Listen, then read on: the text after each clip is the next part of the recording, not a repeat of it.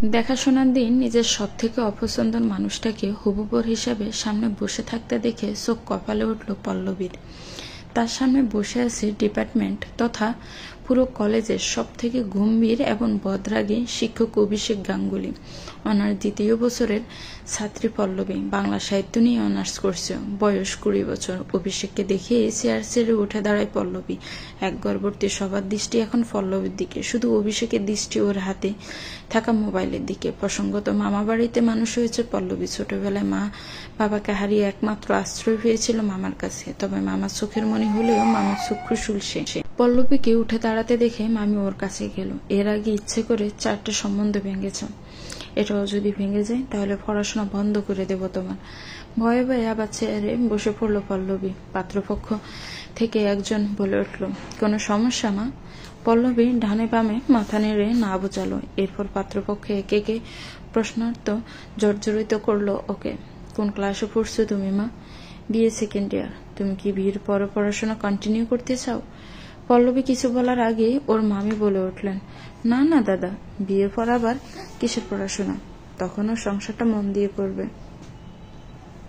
না না, সমস্যা নেই, ও যদি পড়াশোনা করতে চাই করতেই পারে, এতে আমাদের কোনো আপত্তি নেই। এছাড়া আমার ছেলেও পড়াশোনাটাকে খুব গুরুত্ব দেয়। এতক্ষণে অভিষেক মুখ খুলে তাকালো। বড় দিদির জোরাজুরিতে মেয়ে দেখতে আসা ওর। বাড়ি থেকে রওনা দেওয়ার কয়েক মিনিট আগে জেনেছে যে তার দিদি তার পাত্রী হিসেবে ঠিক করেছে তারই স্টুডেন্ট পল্লবীকে। অভিষেক তাকালো দিদির দিকে। দিদি অনুরিমা বাইয়ের তাকানোতে পাত্তা না দিয়ে পল্লবীর মামার কাছে বলে বসল, কাকু, কিছু মনে না করলে আমার ভাই আর পল্লবী কি একান্তে কথা বলতে পারে? পল্লবীর মামা তন্ময় বাবু সায় দিলেন অনুরিমার কথায়। অতঃপর পল্লবী আর অভিষেককে ছাদে পাঠানো হলো কথাবার্তা বলার জন্য। ছাদে যেতে অভিষেক পল্লবীর দিকে তেড়ে গেল। তুই ইচ্ছে করে করেছিস না এগুলো? শোন, আমি তোকে বিয়ে করতে পারবো না। এক্ষুনি নিচে গিয়ে বিয়েটা ভাঙবি, না হলে তোকে এখান থেকে তুলে আছাড় দেব। অভিষেক যে সবকিছুর জন্য তাকে ব্লেম করছে এটা শুনে রেগে গেল পল্লবী। কলেজের দুরন্ত মেয়েটা এতক্ষণে মামা মামির কথা ভেবে শান্ত হয়ে বসেছিল পাত্রপক্ষের সামনে, কিন্তু এই অপমানটাও হজম করতে পারল না। দেখুন, আমার নাও অত শখ নেই আপনার মতো বদরাগী মানুষকে বিয়ে করে নিজের কপাল পোড়ানোর। বাধ্য হয়ে বসতে হয়েছে। কথায় আছে না, হাতি পাকে পড়লে চামচিকাতেও লাথি মারে। আমার হয়েছে সেই হাল।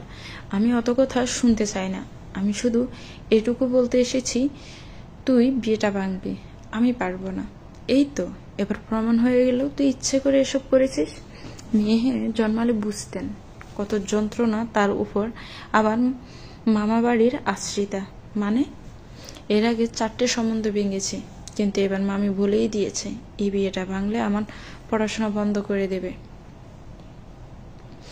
অভিষেক ব্রু কুঁচকে তাকালো পল্লবীর দিকে। ও পল্লবীর মামিকে অবশ্য দেখে বুঝেছিল উনি একটু অন্য টাইপের মানুষ, কিন্তু ও যে নিজে বিয়েটা ভাঙবে তারও তো কোনো উপায় নেই। অভিষেককে চুপ করে থাকতে দেখে মনীষা বলল, আপনি নিজে গিয়ে কেন বলছেন না বিয়েটা ভাঙার কথা? পল্লবীর থেকে একটু সরে গিয়ে রেলিংয়ে হাত দিয়ে দাঁড়ালো অভিষেক। এর জন্য একটা যুক্তিযুক্ত কারণ জানতে চাইবে বাবা। তখন আমি কি বলবো? কেন বলবেন যে মেয়ে আপনার ছাত্রী, তার উপর পড়াশোনায় একেবারে ঢেঁড়স, সারাদিন শুধু বন্ধুদের সাথে টোটো করে ঘুরে বেড়ায়। আমি যদি নিচে গিয়ে বলি তুই পড়াশোনায় ঢেঁড়স, তাহলে তোর মামি এমনিই তোর পড়াশোনা বন্ধ করে দেবে। তাহলে কি বলা যায় বলুন তো? গালে হাত দিয়ে ভাবতে বসে পল্লবী। অভিষেকও মনের ভিতর তোলপাড় করে একটা কারণ খুঁজছে। হঠাৎই পল্লবী চেঁচিয়ে ওঠে, তাহলে আপনি নিচে গিয়ে বলবেন আপনার গার্লফ্রেন্ড আছে? এটা ক্যান্সেল। আমার বাড়ির সবাই জানে আমার গার্লফ্রেন্ড নেই। তাহলে এখন নিচে চল, যা হচ্ছে হোক। বাড়ি গিয়ে আমি দিদিভাই আর বাবাকে বুঝিয়ে বলবো। পল্লবী বাধ্য মেয়ের মতো মাথা নাড়ে। তারপর দুজনে নেমে আসে ছাদ থেকে। তারপর অনুরিমা পল্লবীকে ঘরের ভিতরে পাঠিয়ে দেয়। তারপর বাবার সাথে কিছু আলোচনা করে। অভিষেকের বাবা অমিতেশ বাবু পল্লবীর মামা তন্ময় বাবুর উদ্দেশ্যে বলেন, দাদা, আপনার ভাগ্নিকে আমাদের পছন্দ হয়েছে। এবার আমার ছেলেকে আপনাদের পছন্দ থাকলে আমরা বিয়ের কথাবার্তা এগোতে পারি। এ তো আমাদের পরম সৌভাগ্য দাদা, আপনার ছেলেকেও আমাদের পছন্দ হয়েছে। তাহলে সামনের কোনো দিন দেখে আমরা বিয়েটা দিয়ে দেই। লাখ কথা ছাড়া বিয়ে হয় না বেআই মশাই, আপনারা একদিন আমাদের বাড়ি আসুন, মেয়েকে কোথায় পাঠাচ্ছেন সেটা দেখে যান, সেদিনে না হয় বিয়ের তারিখ ফাইনাল করা যাবে। আচ্ছা দাদা, এবার তাহলে মিষ্টি মুখ করুন। কি গো পিয়ালির মা, খাবারগুলো সব আনো। হ্যাঁ হ্যাঁ, যাচ্ছি। পিয়ালি হলো পল্লবীর মামার একমাত্র মেয়ে। মাধ্যমিক শেষ করে একাদশ শ্রেণীতে পড়াশোনা করছে সে। পল্লবীর বিয়ের কথা শুনে লাফিয়ে পিয়ালি পল্লবীর কাছে যায়। দিদি, ওনারা তোকে পছন্দ করেছেন। মুহূর্তে মুখটা ফ্যাকাশে হয়ে গেল পল্লবীর। পড়াশোনা মেধাবী না হলেও এত তাড়াতাড়ি বিয়ে করে সে নিজের জীবনটা নষ্ট করতে চায় না। এই মুহূর্তে ওর সব থেকে মনে পড়ছে ওর মা বাবার কথা। ওনারা বেঁচে থাকলে হয়তো ওকে এই দিন দেখতে হতো না। কিরে দিদি, কোথায় হারিয়ে গেলি? তোর বরটাকে কিন্তু হেবে দেখতে। আমি যদি তোর থেকে বড় হতাম তাহলে আমিই বিয়ে করে নিতাম। পল্লবী খুব জোরে গাঁটটা মারল পিয়ালির মাথায়। খুব বিয়ে করার শখ হয়েছে না? তারা মামিকে বলে ওনার সাথেই তোর বিয়ের ব্যবস্থা করছি। ইস, আমি তো মজা করছি। তোর বর তো আমার দ্বিগুণ বয়সীর। বুড়ো বর বিয়ে করতে যাবো কোন দুঃখে? এই বারবার তোর বর করবি না তো পিয়া, আগে বর হোক তারপরে বলবি। দেখ না কয়েক ঘন্টার মধ্যেই খেলা ঘুরে যায় কিনা। তার মানে তুই আবার কিছু করেছিস?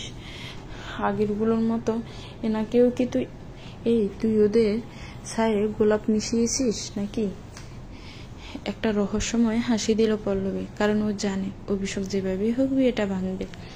ওকে যে অভিষেক একদমই সহ্য করতে পারে না, তার সাথে সংসার করা তো দূর, পাশাপাশি বসার কথাও ভাবতে পারে না। আমাকে কিছুই করতে হবে না, যা করার উনিই করবেন। সময় গড়ায়, সকাল গড়িয়ে দুপুর, আর তারপর আসে রাত। পল্লবী নিশ্চিত হয়ে মাথা দুলিয়ে দুলিয়ে চিপস খেতে ব্যস্ত। এমন সময় পিয়ালি ঘরে ঢোকে গান গাইতে গাইতে। লাজে রাঙা হলো কনে বউ গো, মালা বদল হবে এই রাতে, ও মালা বদল হবে এই রাতে। চিপস খেতে খেতে মাথা তুলে আপাতমস্তক পর্যবেক্ষণ করলো পল্লবী পিয়ালিকে। আজকাল দেখছি তোর মুখে শুধুই বিয়ের গান। কিরে, মনে রং লেগেছে নাকি? বসন্ততে এসে যাবে, এবার তো মন শরীর সবেতেই রং লাগবে, কিন্তু এর মাঝেও যে একটা বিয়ের ফুল ফুটেছে। বিয়ে ছাড়া কি কোনো কথা নেই নাকি তোর? আমা এখনই তো বিয়ের কথা বলবো। পরশু আমাদের ইনভাইটেশন আছে, আর সেদিনই তোর আর জিজুর বিয়ের ডেট ফাইনাল হবে। চিপসটা মুখে ভরতে গিয়েও থেমে গেল পল্লবী। তার ভাবনার পুরোপুরি উল্টো জিনিস হচ্ছে। তাহলে কি অভিষেক বিয়েটা ভাঙতে পারেনি? না, কথা বলতেই হবে অভিষেকের সাথে ওর। কিন্তু ফোন নম্বর তো নেই। হোয়াটসঅ্যাপ গ্রুপে থাকলেও কোনটা অভিষেকের নম্বর ও জানেন। বোন, আমার একটা কাজ করতে পারবি? বলে ফেলুন। ওনার নাম্বার জোগাড় করতে পারবি মামার কাছ থেকে? তোর বর তো তোরই টিচার, নম্বর নেই তোর কাছে? হোয়াটসঅ্যাপ গ্রুপে আছে, কিন্তু ওনার নম্বর কোনটা জানি না আমি। অনেক ভেবেচিন্তে একটা উপায় বের করতে পারলো পিয়ালি। শোন, গ্রুপের অ্যাডমিন প্যানেলের যতগুলো নম্বর আছে সবাইকে ফোন করে অভিষেক গাঙ্গুলির খোঁজ করি, ঠিক পেয়ে যাবো জিজুকে। এই না, একবার বুঝতে পারলে আমাকে টিসি দৌড়িয়ে দেবে কলেজ থেকে। আরে ভাই, নতুন ফোন কিনে এইটুকু যদি না করতে পারি তাহলে ফোনের মান থাকবে? নে চটপট আমার নম্বর থেকে লাগাতো। পিয়ালি নিজের ফোন থেকে প্রথম জনকে ফোন করতে ওপাশ থেকে একটা মহিলা কর্কশ কণ্ঠে হ্যালো বলতে পল্লবী বুঝে গেল উনিকে। ফোনটা কাট পিয়া, এটা আমাদের কটমটি মেয়ে।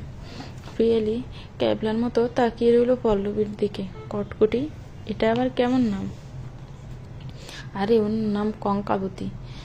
ওনার খিটখিটে মেজাজের স্বভাবে সবার কাছে কটকটি ম্যাম নামেই পরিচিত। নে পরের নম্বরটাই লাগা।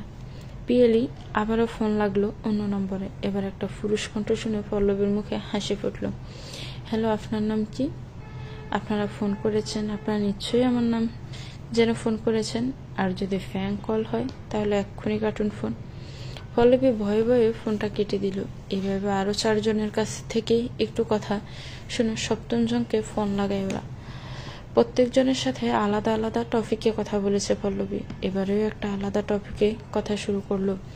হ্যালো শ্বশুরমশাই, তোর শ্বশুরমশাই ঘুমিয়ে পড়েছেন, আমি তোর বর বলছি।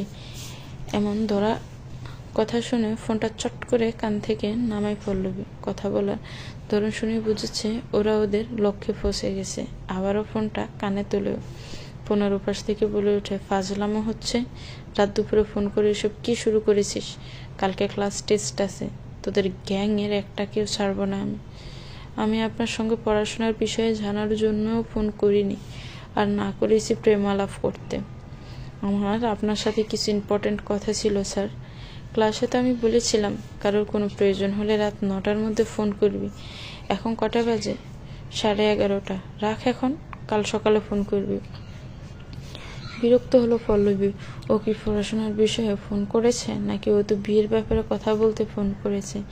অভিষেক সহজে শোনার পাত্র না, তাই পল্লবী আর কিছু বলতে দিল না অভিষেককে। বিয়েতে রাজি হয়েছেন কেন আপনি স্যার? এই বিষয়ে আমি তোর সাথে কথা বলতে রাজি নই। আমার সাথে কথা বলতে রাজি নন মানে? বিয়েটা আমার সাথে হচ্ছে, আমার মতামতের কোনো দাম নেই? তাহলে তোর মতামতটা তোর মামা মামিকে জানায়। আমার সিদ্ধান্ত আমি বাবা এবং তোর মামাকে জানিয়েছি। এবার তুই বিয়ে করতে না চাইলে তোর মামাকে বল, আমাকে না। রেগে যায় পল্লবী, নাকের ডগা লাল হয়ে ওঠে মুহূর্তে। আপনি না বললেন বাড়ি ফিরে বিয়েটা ভাঙবেন? তাহলে রাজি হয়েছেন কেন? সেই কৈফিয়ত আমি তোকে দিতে রাজি নই। ফোনটা রাখ। পল্লবীর কথা শোনার আগে ফোনটা কেটে দিল অভিষেক। রাগে ফোনটা ছুঁড়ে মারল বিছানায়, আর ডুব দিল কিছুক্ষণ আগের ঘটনায়। ফ্ল্যাশব্যাক। রান্না করছে অনুরিমা, আর অভিষেক সোফায় বসে পরের দিনের ক্লাস টেস্টের প্রশ্ন সেট করছে ল্যাপটপে। সেই মুহূর্তে কলিং বেল ভেজে উঠলে অনুরিমার 15 বছরের ছেলে অমিত গিয়ে দরজাটা খোলে। দুজন লোক অমিতেশ বাবুকে ধরে ধরে নিয়ে আসছেন। এই দৃশ্য দেখে অভিষেক অনুরিমা দুজনেই ছুটল দরজার দিকে। কি হয়েছে বাবা? আপনারা ওইভাবে ওনাকে ধরে ধরে আনছেন কেন?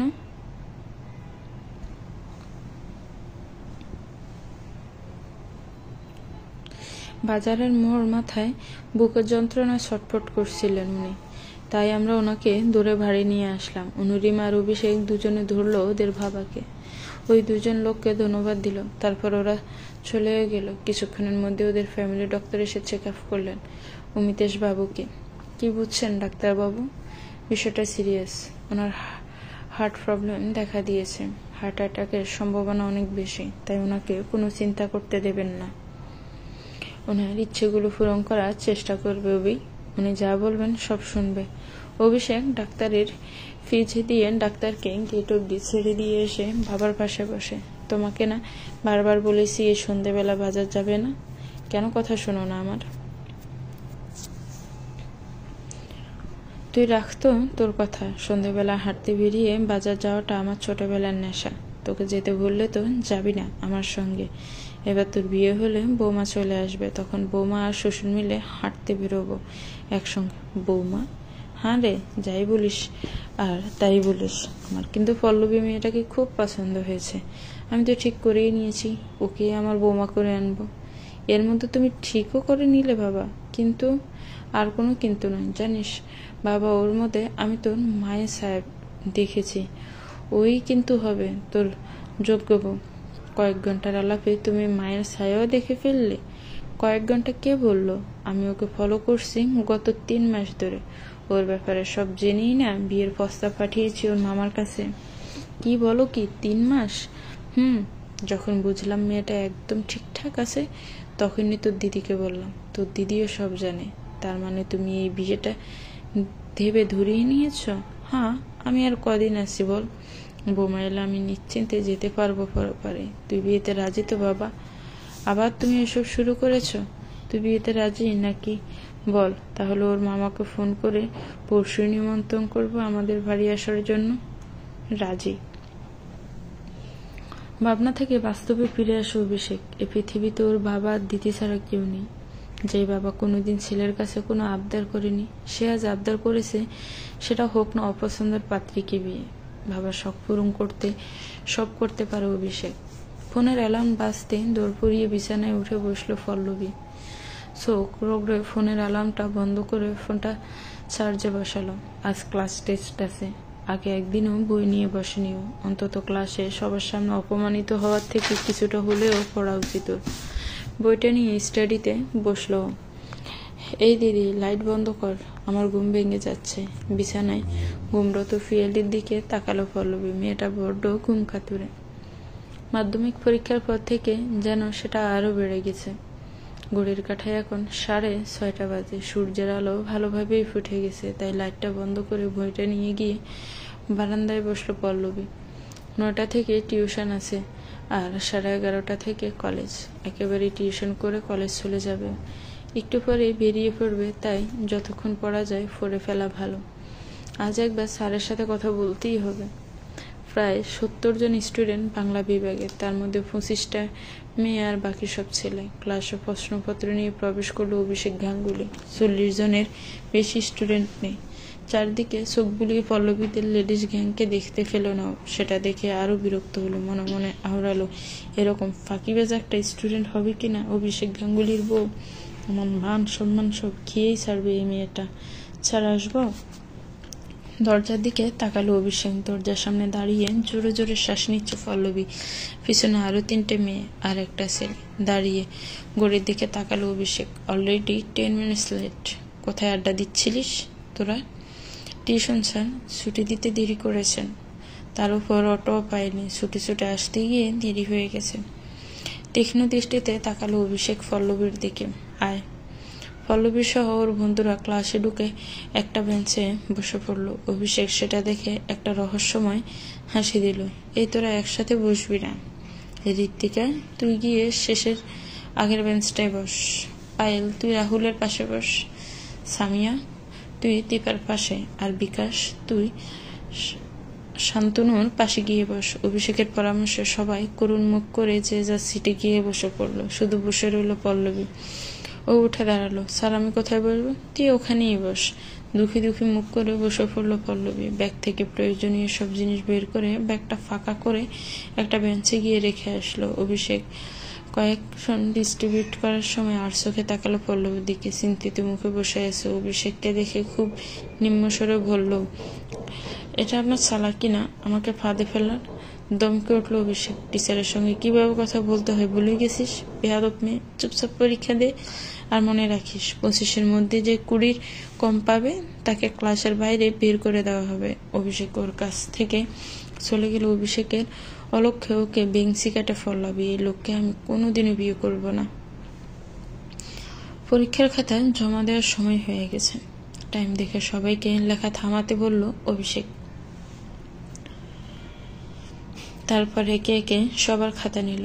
পল্লবী বেজার মুখ করে খাতা জমা দিল। খুব ভালো স্টুডেন্ট না হওয়ায় জোর করে 18 নম্বরের মতো উত্তর দিয়েছ। সেটা অভিষেকের ধার্য নম্বরের থেকে 2 কম। ওই 18 নম্বরের মধ্যেও আবার কিছু কিছু বানিয়ে লেখা। এই নিয়ে চিন্তিত হয়ে পড়ে পল্লবী। অভিষেক খাতা জমা নিয়ে গিয়ে আবার চেয়ারে বসে। কালকে খাতাগুলো পেয়ে যাবে সবাই। আর যদি কেউ মনে করো শাস্তির ভয়ে কাল কলেজ আসবে না, তাহলে যতদিন পর আসবে শাস্তিটা সেই হারে গুণ হবে। অভিষেকের ক্লাস শেষের বেল পড়ে। খাতাগুলো হাতে নিয়ে একবার আর চোখে পল্লবীর দিকে তাকিয়ে বেরিয়ে যায় ক্লাস থেকে। এরপরে ক্লাস আরো আধা ঘন্টা পর। ঋতিকা, পায়েল, সামিয়া, বিকাশ আর পল্লবী ওদের গ্যাংয়ে 5 জনকে নিয়ে। এই লেডি গ্যাংয়ের মাঝে বিকাশ থাকায় ওকে বাকি সবাই খুব লেগফুল করে, কিন্তু বিকাশ ওইসবে মাথা ঘামায় না, কারণ নিজের বিপদে ওই 4 জনকেই পাশে পায় শুধু। অভিষেক বেরিয়ে যাওয়ার সঙ্গে সঙ্গে ক্লাস থেকে বেরিয়ে গেল ওরা 5 জন। ডিপার্টমেন্ট থেকে খানিকটা দূরে একটা বেঞ্চিতে বসলো সবাই। এই ফলে তোর মুখ বার কেন? নিঃশব্দে ডিপার্টমেন্টের দিকে তাকিয়ে মুখে কিছু বলল পল্লবী, যেটা কেউ বুঝতে পারলো না। ঋতিকা বলে উঠল, তুই আবার ওই অভিষেক স্যারকে গালিগালাজ করছিস তো? তোর ক্রাশ কি দুনু দিয়ে পুজো করবো? দেখলি তো কেমন আমাদেরকে আলাদা করে দিলেন। আবার বলেছে 20 কম পেলে শাস্তি দেবেন। আচ্ছা তোরাই বল, আমরা তো বড় হয়েছি, একে তো তুই তোকারি করে তার উপর শাস্তি দেবে বলছেন। আমরা কি অজ্ঞানীর বাচ্চা? রাগে গজগজ করতে করতে একদম কথাগুলো বলে থামলো পল্লবী। বিকাশ কান থেকে হাত ছড়িয়ে বলে উঠল, স্যার তো সবার সাথে বন্ধুর মতো মেশেন, তাই হয়তো তুই করে ডাকেন আমাদের। এই বিস্কুট স্যারের হয়ে একদম সালিশই দিবি না। আমাদের 5 জনের সাথে কবে বন্ধুর মতো মিশলো রে? সারাক্ষণ শুধু গরম দেখায় আমাদের। মিশন তো শুধু টপারদের সাথে। যারা পড়াশোনা করে স্যার তাদের ভগবান, আর যারা করে না তাদের জম। ঠিকই বলেছিস, একেবারে জমের মতোই ব্যবহার। জম যেমন কাকে কোন সুযোগে নরকে নিয়ে যাবে খোঁজে, স্যার তেমন কথা শোনানোর সুযোগ খোঁজে। ফাইল রীতিকা সামিরা সশব্দে হেসে উঠল। সেটা দেখে আরো রেগে গেল পল্লবী। আমি হাসার মতো কি বললাম? আজ মনে হয় তুই স্যারের উপর একটু বেশিই রেগে আছিস, কিন্তু স্যার তো আজ তোর সাথে কোনো খারাপ ব্যবহার করেনি। তোরা জানিস স্যার কাল দেখাশোনার কথাটা বলতে গিয়েও থেমে গেল পল্লবী। এটা ওর জ্ঞান জানা মানে পুরা ডিপার্টমেন্ট জানা। সেটা ওর আর অভিষেক দুজনের জন্যই ভালো হবে না, তাই চুপ করে গেল। কিরে থেমে গেলি কেন? কাল কি হয়েছে বল? কিছু না, চল ডিপার্টমেন্টে। এখন লেডিস ফিঙ্গারের ক্লাস আছে। এই হুতুম পেশার ক্লাস করে মুডটা অফ হয়ে গেছে। লেডিস ফিঙ্গারের ক্লাস করলে যদি মুডটা ভালো হয়, চল। পল্লবী উঠতে যাবে এমন সময় একটা অচেনা নম্বর বেশি ওঠে ওর ফোনে, বন্ধুদের উদ্দেশ্যে। তাই বলে, তোরা যা, আমি আসছি। পল্লবীর বন্ধুরা চলে গেলে ও ফোনটা রিসিভ করে, হ্যালো, কে বলছেন?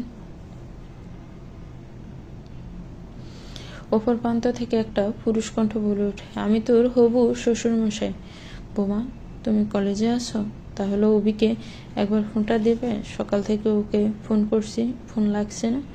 পল্লবী সোজা হয়ে দাঁড়ালো। অভিষেকের বাবা এখন থেকে ওকে বোমা বলে ডাকছে দেখে চরমভাবে বিস্মিত সে। ওনাকে কি বলে সম্বোধন করা উচিত সেটা ভেবে উঠতে পারে না ও। হ্যালো, শুনতে পাচ্ছ? আসলে আমি এখন স্যারকে কিভাবে ফোনটা দেব? স্যার তো এখন অফিস রুমে আছেন। খুব দরকার ছিল মা, তুমি একটু দেখো না চেষ্টা করে। আসলে ওর ভাগ্নের শরীরটা একটু খারাপ করেছে। আচ্ছা আচ্ছা, আমি দেখছি। ফোনটা কেটে পল্লবী ডিপার্টমেন্টে যায়। অফিস রুমে বারবার উকি ঝুঁকি মারতে থাকে ও, কিন্তু কোনোভাবে কিভাবে ঢুকবে, কি বলবে কিছুই খুঁজে পায় না। হঠাৎ করেই একটা ম্যাডামের চোখে পড়ে যায় ও। কি হলো, তুমি ওখানে উকি মারছো কেন? কিছু বলবে? বুক কেঁপে উঠল পল্লবীর। ইতিমধ্যে সবার দৃষ্টি এখন ওর দিকে। অভিষেকও তাকিয়ে আছে ওর দিকে। আসলে অভিষেক স্যারের সাথে কিছু কথা ছিল। অভিষেক ব্রু কুঁচকায়, মনে মনে ভাবে এই মেয়েটা ওকে ফাঁসিয়েই ছাড়বে। চেয়ারে বসে উত্তর দেয়, ও আয় ভিতরে আয়। পল্লবী সব টিচারের সামনে এই কথাটা বললে সবারই কৌতূহল হবে। সেটাও চায় না। যেখানে বিয়েটাও ভাঙবে সেখানে এই মিথ্যে সম্পর্ক কাউকে জানাতে চায় না ও। শুধু বিপদে পড়ে এসেছে। আপনি আসুন না। অভিষেক চেয়ার ছেড়ে উঠল, তারপর বেরিয়ে এলো অফিস রুম থেকে। একটু সাইডে নিয়ে গেল পল্লবীকে। দেখ, কলেজের বাইরে তুই আমার হবি স্ত্রী হতে পারিস, কিন্তু কলেজের মধ্যে তুই শুধুই আমার স্টুডেন্ট। আশা করি নেক্সট টাইম এটা মনে থাকবে তোর। আপনি শুধু আমাকে কথা শোনানোর সুযোগ খোঁজেন, তাই না? আমি কি বলতে এসেছি সেটা না শুনে এতগুলো কথা শুনিয়ে দিলেন। আর শুনুন, আমি আপনার স্ত্রী হতেও চাই না। কি বলতে এসেছিস? আপনার বাবা ফোন করেছিলেন আমাকে, আপনাকে ফোনে পাননি, তাই আপনার ভাগ্নের একটু শরীর খারাপ, সেটাই আপনাকে জানাতে বললেন। আমি সেজন্যই এসেছিলাম, আর আপনি অকারণে। ঠিক আছে, যা ক্লাসে। পল্লবী অভিষেকের কাছ থেকে যেতে যাবে এমন সময় অভিষেক সামনে এসে দাঁড়ায় পল্লবীর। কিছু বলবেন? অভিষেক আশপাশটা তাকালো। জনহীন দেখে সে বলতে শুরু করলো, দেখ, বিয়েটা যখন করতেই হবে, কোনো উপায় নেই আর, তখন বিয়েটা মেনে নেওয়ার চেষ্টা করতে হবে আমাদের। তবে কলেজে যেন কেউ না জানে আমাদের মধ্যে সম্পর্কটা, কারণ আমি সবাইকে টিচার স্টুডেন্ট সম্পর্কের গুরুত্ব বোঝাই। স্নেহের সম্পর্ক, এটা ভালোবাসার না। এই কারণে আমি সবাইকে তুই বলেই সম্বোধন করি। সেখানে আমি টিচার হয়ে স্টুডেন্টকে বিয়ে করছি, এটা আমার পক্ষে অপমানজনক। তাই আমি চাই না কেউ বিষয়টা জানুক। মনে থাকবে? বিয়েটা ভাঙার কি কোনো উপায় নেই স্যার? আমার তরফ থেকে নেই। তুই চাইলে ভাঙতেই পারিস। আমাকে বেশি রাগাবি না প্রিয়া, তাহলে ওই অভিষেক স্যারের সাথে তোর বিয়ে দিয়ে দেব। হাতে থাকা জামাটা পল্লবীর মুখে ছুঁড়ে মারল ফিয়ালি। কাল সবাই অভিষেকদের বাড়ি যাবে বিয়ের ফাইনাল কথা বলতে, তাই ফিয়ালি জামা চুজ করে নেওয়ার জন্য পল্লবীকে অনেকক্ষণ ধরে তোষামত করছিল। পল্লবীর কাছে এমন কিছুরই বিরক্ত লাগছে। ফিয়ালি এসে পল্লবীর কাছে বসলো। কি হয়েছে রে তোর? কলেজ থেকে এসে চুপচাপ বসে আছিস কেন?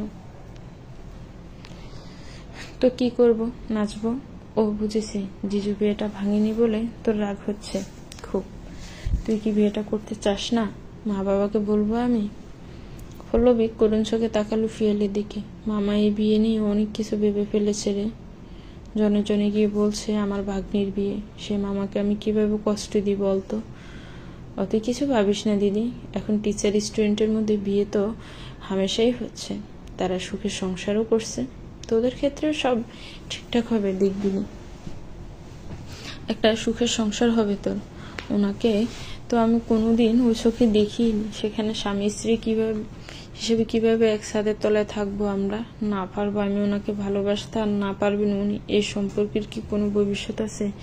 সেটা সময় বলবে দিদি। একদিন তুই নিজে আমাকে বলবি জিজুকে বিয়ে করাটা তোর জীবনের সব থেকে সঠিক একটা সিদ্ধান্ত। প্রথম দিকটা না মানলেও দিন শেষে তোরাই হবি সেরা জুটি।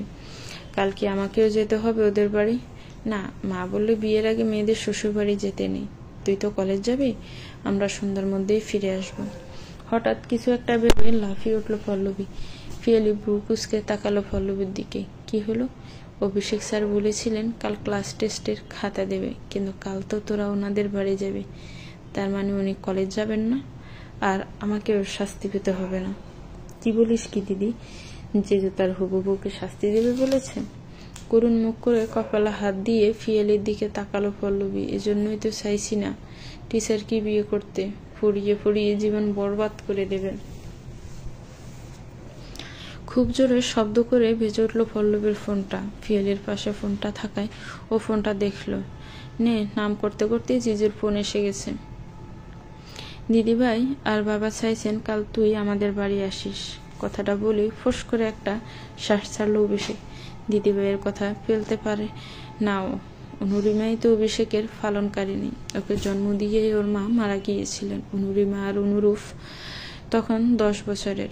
এই দুই যমজ দাদা দিদি তখন কোলে পিঠে করে মানুষ করেছে অভিষেককে। অনুরূপ স্ত্রী সন্তান নিয়ে এখন কাজের সূত্রে বাইরে। অভিষেকের কথার পরিপ্রেক্ষিতে কি বলা উচিত সেটা ভেবে উঠতে পারে না পল্লবী। এমনি সময় হলে ও অনেক কথাই শোনাতো অভিষেককে, কিন্তু বিয়ের প্রসঙ্গ ওঠার পর থেকে অভিষেককে এড়িয়ে চলছে সে। মানে আমি কাল কাল আপনি আপনাদের কথাটা শেষ করতে দেয় না পল্লবীকে অভিষেক। এভাবে আটকে আটকে কথা বলতে থাকলেও পুরো রাত কাটিয়ে দেবে একটা বাক্য সম্পূর্ণ করতে। বাংলার স্টুডেন্ট হয়ে বাংলা বলতে এত সমস্যা তোর? আমাদের ডিপার্টমেন্টের নাম ডুবাবি তুই?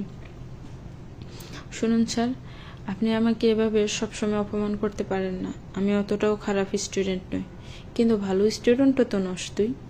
তোর খাতায় আমি দেখেছি, শাস্তিটা তোলা রইল। কাল তুই এখানে আসবি, তাই পরশুর জন্য শাস্তিটা তোর তোলা থাকবে। আমি যাব না আপনাদের বাড়ি। তাহলে কলেজ চল। না। অভিষেক মনে মনে হাসলো। বেশ ভালোই জব্দ করতে পেরেছে ও পল্লবীকে। চুপচাপ চলে আসবে। আমার দিদিভাই আমাকে বলেছে যেন তোকে রাজি করায় আসার জন্য, তাই তোকে আসতেই হবে। এভাবে ভয় দেখিয়ে কে রাজি করায় স্যার? আমার থেকে এর থেকে বেশি কিছু আশাও করিস না। তুই আমাকে ভালো করেই চিনিস, আমি কেমন সেটাও জানিস, তাই যা করবি ভেবে করবি। ভুলে যাবি না তোর কাজের সাথে আমার সম্মান জড়িয়ে আছে।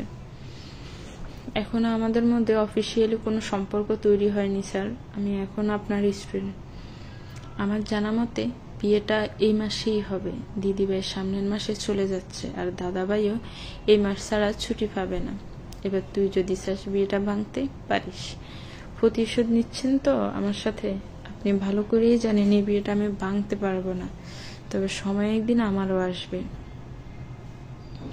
অভিষেক ব্রু কুঁচকে তাকালো। এখন বিয়েটা মেনে নেওয়া ছাড়া কোনো উপায় নেই, তবে প্রতিশোধ হিসেবে একটা মেয়েকে বিয়ে করবে এমন মানুষও নয় সে। হুমকি দিচ্ছিস আমাকে? পল্লবী ভীত হলো, কারণ যতই হুমবিতম্বি করুক না কেন অভিষেককে হুমকি দেওয়ার সাহস ওর নেই। একটু হলেও ভয় করে সে অভিষেককে। না স্যার, আপনাকে হুমকি দেওয়ার সাহস আমার আছে নাকি? গুড, কাল চলে আসিস। কোনো কিছু না বলে ফোনটা হুট করে কেটে দিল অভিষেক। পল্লবী অবাক হলো। ফোনটা কান থেকে নামিয়ে ভিড় করে কিছু একটা বলল অভিষেকের উদ্দেশ্যে। দিদি দেখ, কাল তুই এই শাড়িটা পরে যাবে। পল্লবী তাকালো পিয়ালির হাতে থাকা শাড়িটার দিকে। চরমভাবে অবাক হলো সে। এটা তো তোর ফেভারিট শাড়ি, কাউকে হাত পর্যন্ত লাগাতে দিস না। আজ কি হলো হঠাৎ? তোর তোর আমাকে পড়তে বলছিস? পিয়ালি হেসে বলল পল্লবীর পাশে, তুই তো শাড়ি পরিস না, সেই জন্য তোর আলমারিতে জামা ছাড়া কিছুই নেই। আর মায়ের শাড়ি মানে সেই পুরনো যুগের শাড়ি, তাই তুই আমার এই শাড়িটাই পরবি। তাই বলে তোর প্রিয় শাড়িটা আমাকে দিয়ে দিবি? প্রয়োজন হলে আমি জামা পরে যাব, প্রবলেম তো নেই। প্রথমত তোর বিয়ের পর এরকম শাড়ি জিজু আমাকে অনেক কিনে দিবে। আর দ্বিতীয়ত প্রথমবার শ্বশুর বাড়ি যাবি, জামা পরে গেলে হয়? পল্লবী মৃদু হেসে পিয়ালির গালে হাত রাখলো। মেয়েটা বড্ড উৎসাহী এই বিয়েটা নিয়ে। দরজায় কলিং বেল বাজতে দরজাটা খুলে দিল অভিষেক। পল্লবীর মামা তন্ময় বাবু আর মামিমা দোলন দেবীকে দেখে অভিষেক ভ্রু কুঁচকে এদিক ওদিক তাকালো। তন্ময়বাবু বুঝতে পারলেন অভিষেকের মনের প্রশ্ন।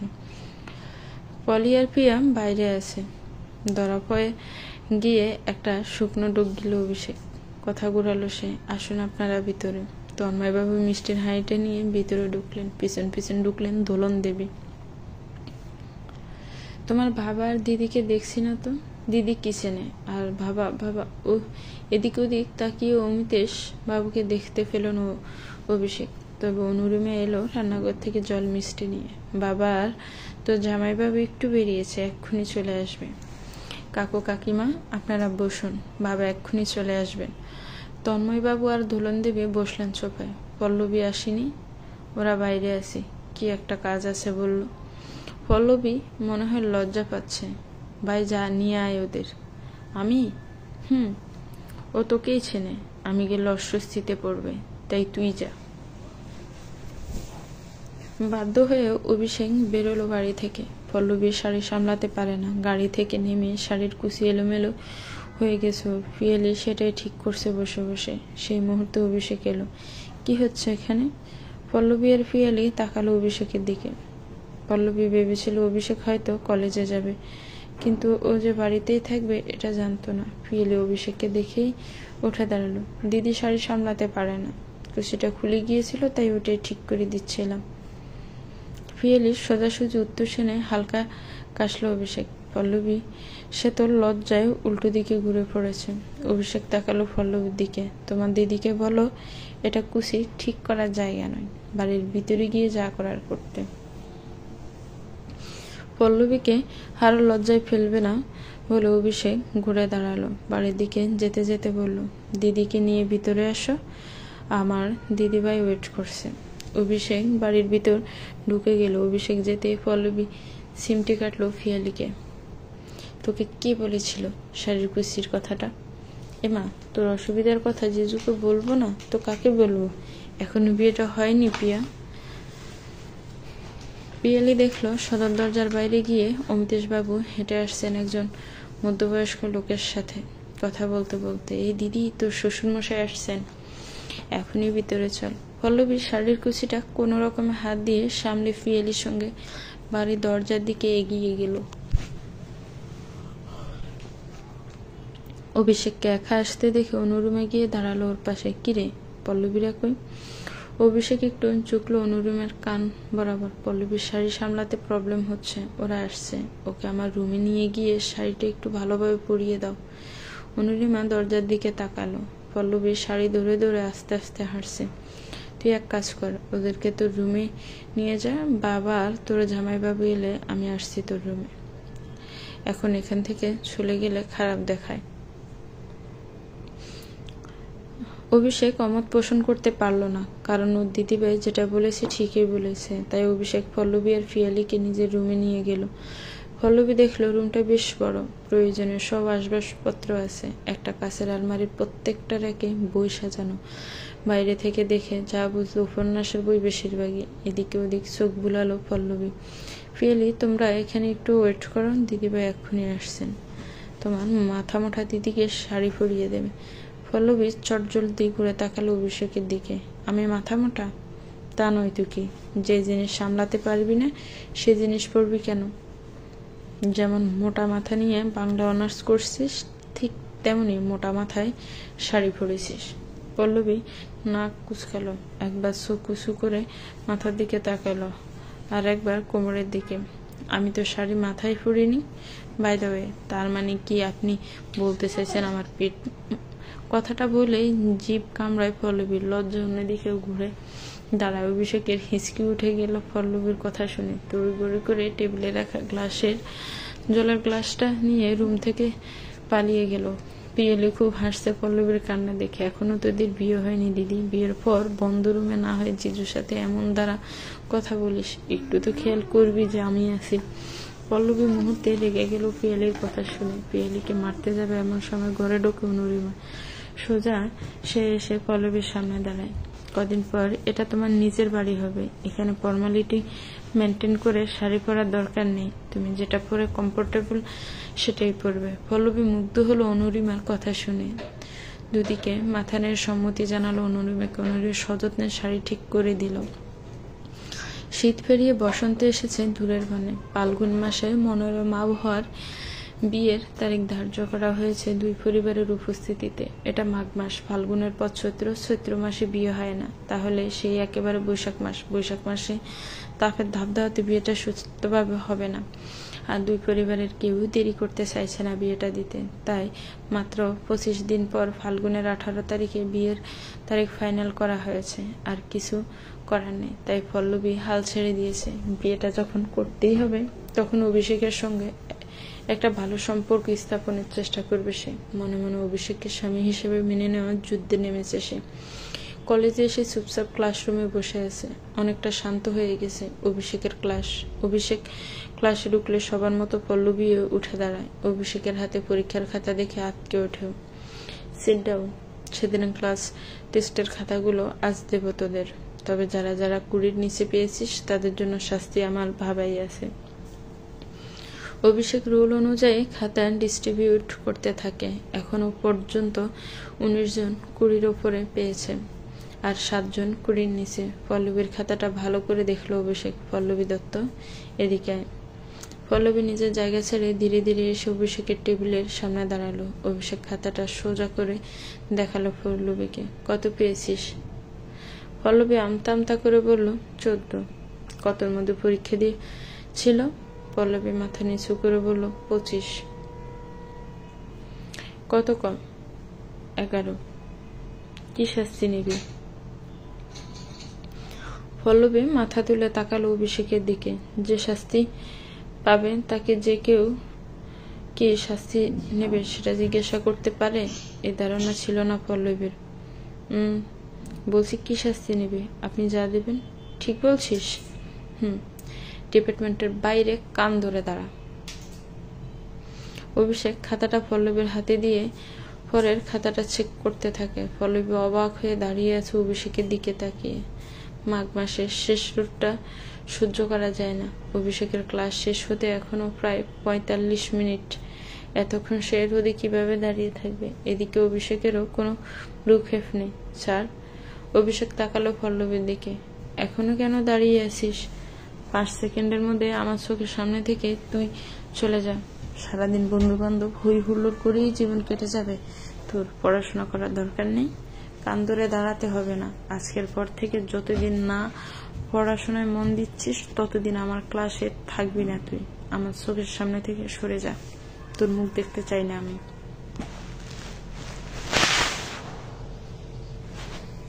কথাটায় অপমানিত বোধ করলো পল্লবী। চোখের কোণে জল টইটুম্বুর। এক্ষুনি হয়তো টপ করে গাল বেয়ে জোরে পড়বে, কিন্তু নিজেকে সামনে নিল। ক্লাস থেকে বেরিয়ে ডিপার্টমেন্টের বাইরে সত্যি সত্যি কান ধরে দাঁড়ালো। চোখ থেকে গড়িয়ে পড়লো সে অবাধ্য জল কণাটা। 30 মিনিট পর অফিস রুমে যোগ শুনে ক্লাস নেওয়া থামালো অভিষেক। তাড়াহুড়ো করে অফিস রুমে গিয়ে দেখলো চেয়ারের উপর বসে আছে পল্লবী। ওকে ঘিরে রয়েছে কয়েকটা ডিপার্টমেন্টের স্যার ম্যাডাম। কি হয়েছে? পল্লবী তাকালো অভিষেকের দিকে। শরীরে কোনো সার নেই ওর। ডিপার্টমেন্টের হেড অভিষেকের সামনে এসে দাঁড়ালো। এটা স্কুল নয়, আর ওরা বাচ্চা নয় যে তুমি ওদের বাইরে কান ধরে দাঁড় করিয়ে রাখবে। আর যাকে রোদের মধ্যে পাঠিয়েছ আগে জেনে নেওয়া উচিত ছিল ধুলোয় ওর অ্যালার্জি। এতটা বিবেকহীন হলে হবে তুমি অভিষেক? অভিষেক মাথা কিছু করে তাকালো পল্লবীর দিকে। পল্লবীর পরশা মুখটা লাল হয়ে গেছে। অভিষেক স্যার, আমাকে বাইরে যেতে বলেননি স্যার। উনি তো রাগের মাথায় বলেছিলেন উনি টিচার, আমাকে শাসন করতেই পারেন। আমি যদি সেই শাসনটাকে না বুঝে জেদ করে রোদে গিয়ে দাঁড়ায়, সেটা তো আমারই দোষ। ওনাকে কিছু বলবেন না স্যার। তুই ওকে ডিফেন্ড করার চেষ্টা করছিস পল্লবী। এটা ওকে বুঝতে হবে যে এটা কলেজ, স্কুলের মতো মেরে ধরে শাসন করার জায়গা নয়। না স্যার, আগে তো আমি আপনার কাছে ওনাকে নিয়ে কমপ্লেন করতাম, আজ করছি না। মানে উনি সত্যি এটা ইচ্ছে করে করেননি। দোষটা আমার দোষের ভাগীদার ওনাকে করবেন না। অভিষেক অবাক দৃষ্টিতে তাকিয়ে আছে পল্লবীর দিকে। যে মেয়ে আগে সবসময় অভিষেকের দোষ ধরে ডিপার্টমেন্টের হেডের কাছে কমপ্লেন করতো, যাকে সহ্য করতে পারতো না, আজ তাকেই নাকি পল্লবীর বাঁচাচ্ছে। অদ্ভুত লাগলো বিষয়টা অভিষেকের কাছে। ওর দিকে কি দেখছো? এবারের মতো কিছু বললাম না, পরের বার এরকম করার আগে ভেবে করবে, মনে থাকবে স্যার। পল্লবী, তোকে আজ আর ক্লাস করতে হবে না, আমার ড্রাইভার তোকে বাড়ি ছেড়ে আসবে। পল্লবী ছেড়ে উঠে দাঁড়ালো। স্যার, আমি যেতে পারবো। অভিষেক হঠাৎ বলে উঠল, দোষ যখন আমি করেছি, আমি তোকে বাড়ি পৌঁছাতে যাব। তার কোনো দরকার নেই স্যার, গাড়িতে গিয়ে বসো, আমি আসছি 5 মিনিটে।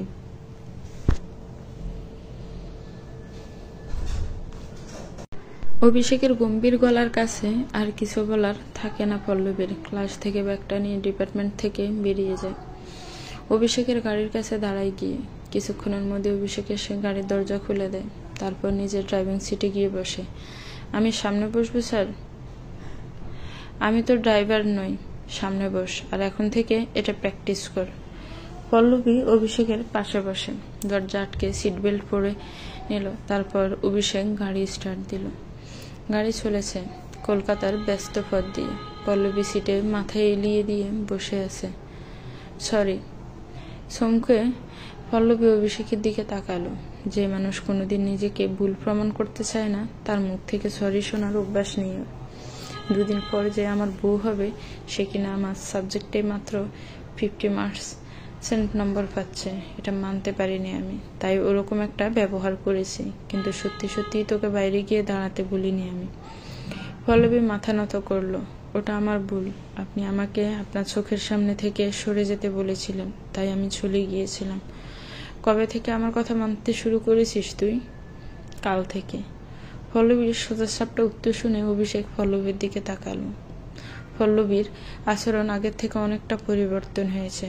একটা কথা বলি তোকে, এখন থেকে আমার মান সম্মানের কিছুটা অংশ তোর উপরে নির্ভর করছে। যদি তুই সত্যি এই বিয়েটা মেনে নিস, তাহলে পরের বার থেকে এটা একটু খেয়াল রাখিস।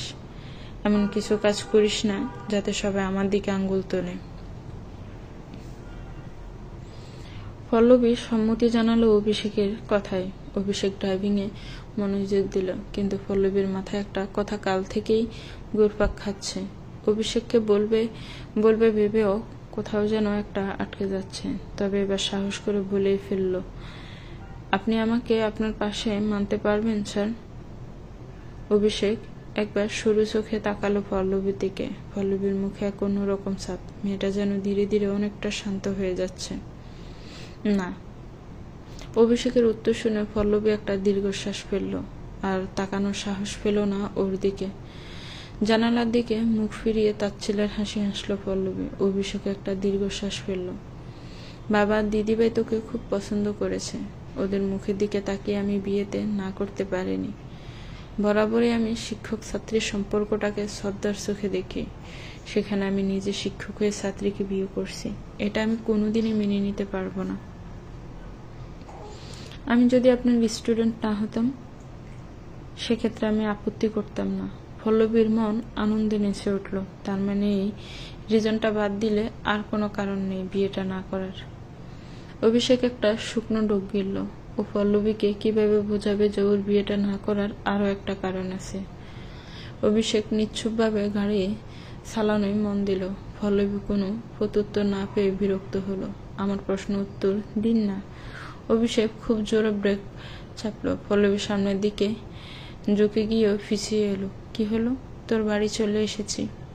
পল্লবী জানালা দিয়ে চারপাশটা দেখলো। সত্যি ওর বাড়ির গলিতে দাঁড়িয়ে আছে গাড়িটা।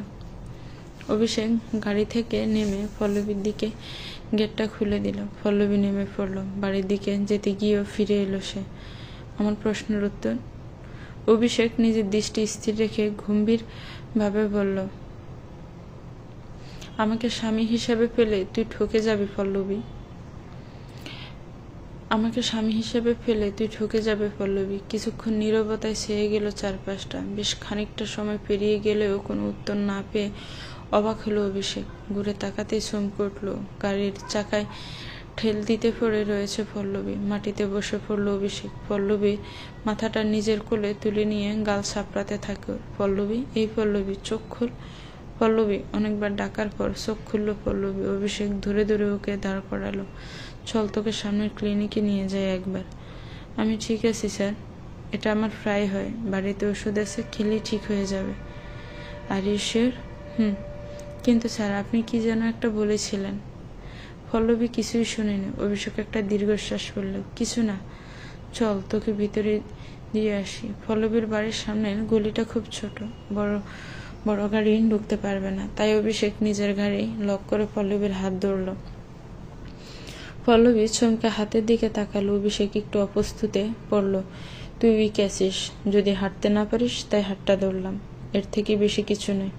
লজ্জিত হলো পল্লবী, অন্যদিকে মুখ ফেরলো। তবে লজ্জাভাবটা যেন ওর চরিত্রের সাথে যায় না। তাই আবার অভিষেকের দিকে তাকালো। তাহলে হাতটা এখনই ছেড়ে দিন, এখনো সময় আছে। বিয়ের পর যদি হাত ছাড়তে চান তখন কিন্তু আমি ছাড়তে দেব না। পল্লবীর কথার মানেটা ভালোই বুঝতে পারলো অভিষেক। পল্লবীর অলক্ষী মুচকি হাসলো সে। ছাড়ব না। পল্লবী অবাক হয়ে তাকালো অভিষেকের দিকে। অভিষেক পল্লবীর দিকে না তাকিয়ে হাঁটতে শুরু করলো ওর হাত ধরে। কিছুদূর যেতেই পল্লবী দেখলো পাড়া প্রতিবেশী ওদের দিকে তাকিয়ে একে অপরের মধ্যে কানাকানি করছে। পল্লবী হাত ছাড়িয়ে নিতে চাইলেও অভিষেক ওর হাতটা ছাড়ে না। হাতটা ছাড়ুন স্যার। অভিষেক থমকে দাঁড়ালো, তাকালো পল্লবীর দিকে। কেউ একজন একটু আগে বলল আমি তার হাত ছাড়তে চাইলেও সে নাকি ছাড়তে দেবে না। তাহলে এখন সে নিজেই কেন হাত ছাড়তে চাইছে? সবাই দেখছে স্যার, প্লিজ ছাড়ুন। অভিষেক হঠাৎ হাতটা ছেড়ে দিল। এরকম আচমকা হাত ছেড়ে দেবে অভিষেক, সেটা পল্লবী ভাবেনি। তাই ও ভ্রু কুঁচকে তাকায় অভিষেকের দিকে। তুই কি ভাবলি তোকে আমি এত তাড়াতাড়ি মেনে নিয়েছি?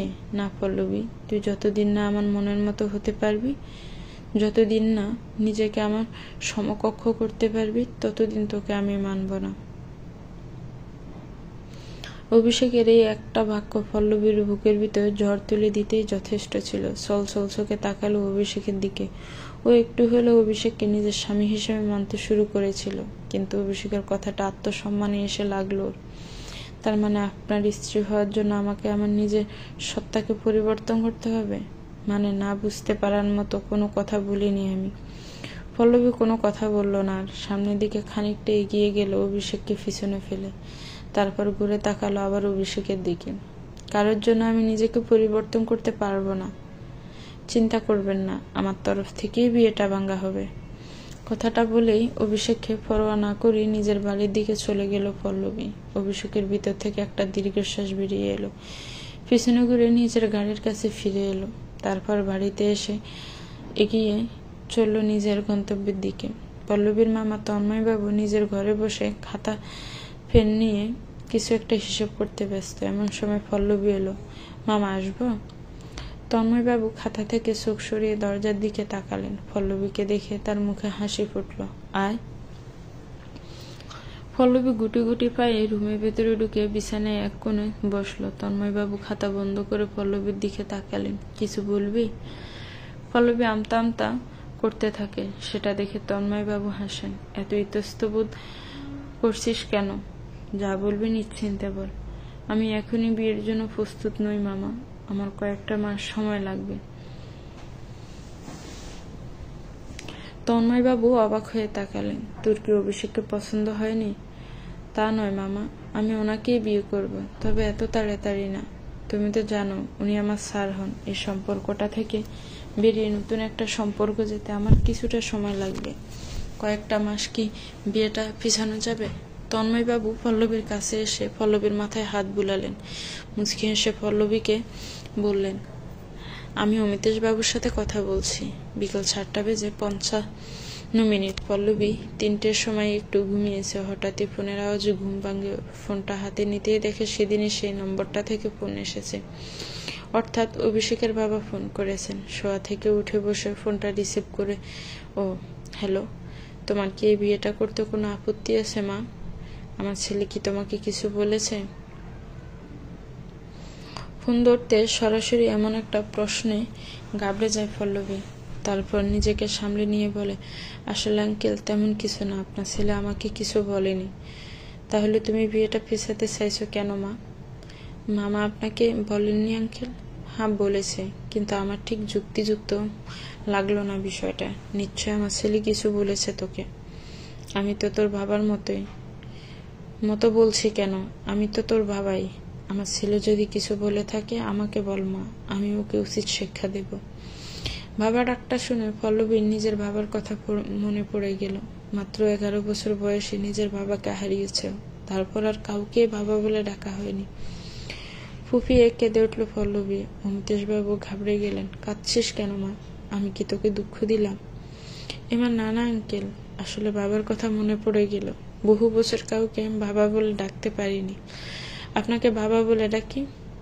অমিতেশবাবু হাসলেন। অবশ্যই ডাকবি, এটা বা জিজ্ঞাসা করতে হয়? তবে তুই এই বুড়ো বাবার বাড়িতে কেন আসতে চাইছিস না মা? আমি যে অপেক্ষা করছি। আসবো বাবা, কয়েকটা মাস অপেক্ষা করুন, তারপর অবশ্যই আসবো। কথা দিচ্ছিস তো আমাকে? দিচ্ছি, কিন্তু আপনাকে একটা কাজ করতে হবে বাবা। বল, কি করতে হবে? অভিষেক স্যারকে বলবেন আমি বিয়েটা ভেঙে দিয়েছি। উনি যেন জানতে না পারেন আমি কয়েকটা মাস শুধু সময় চেয়েছি।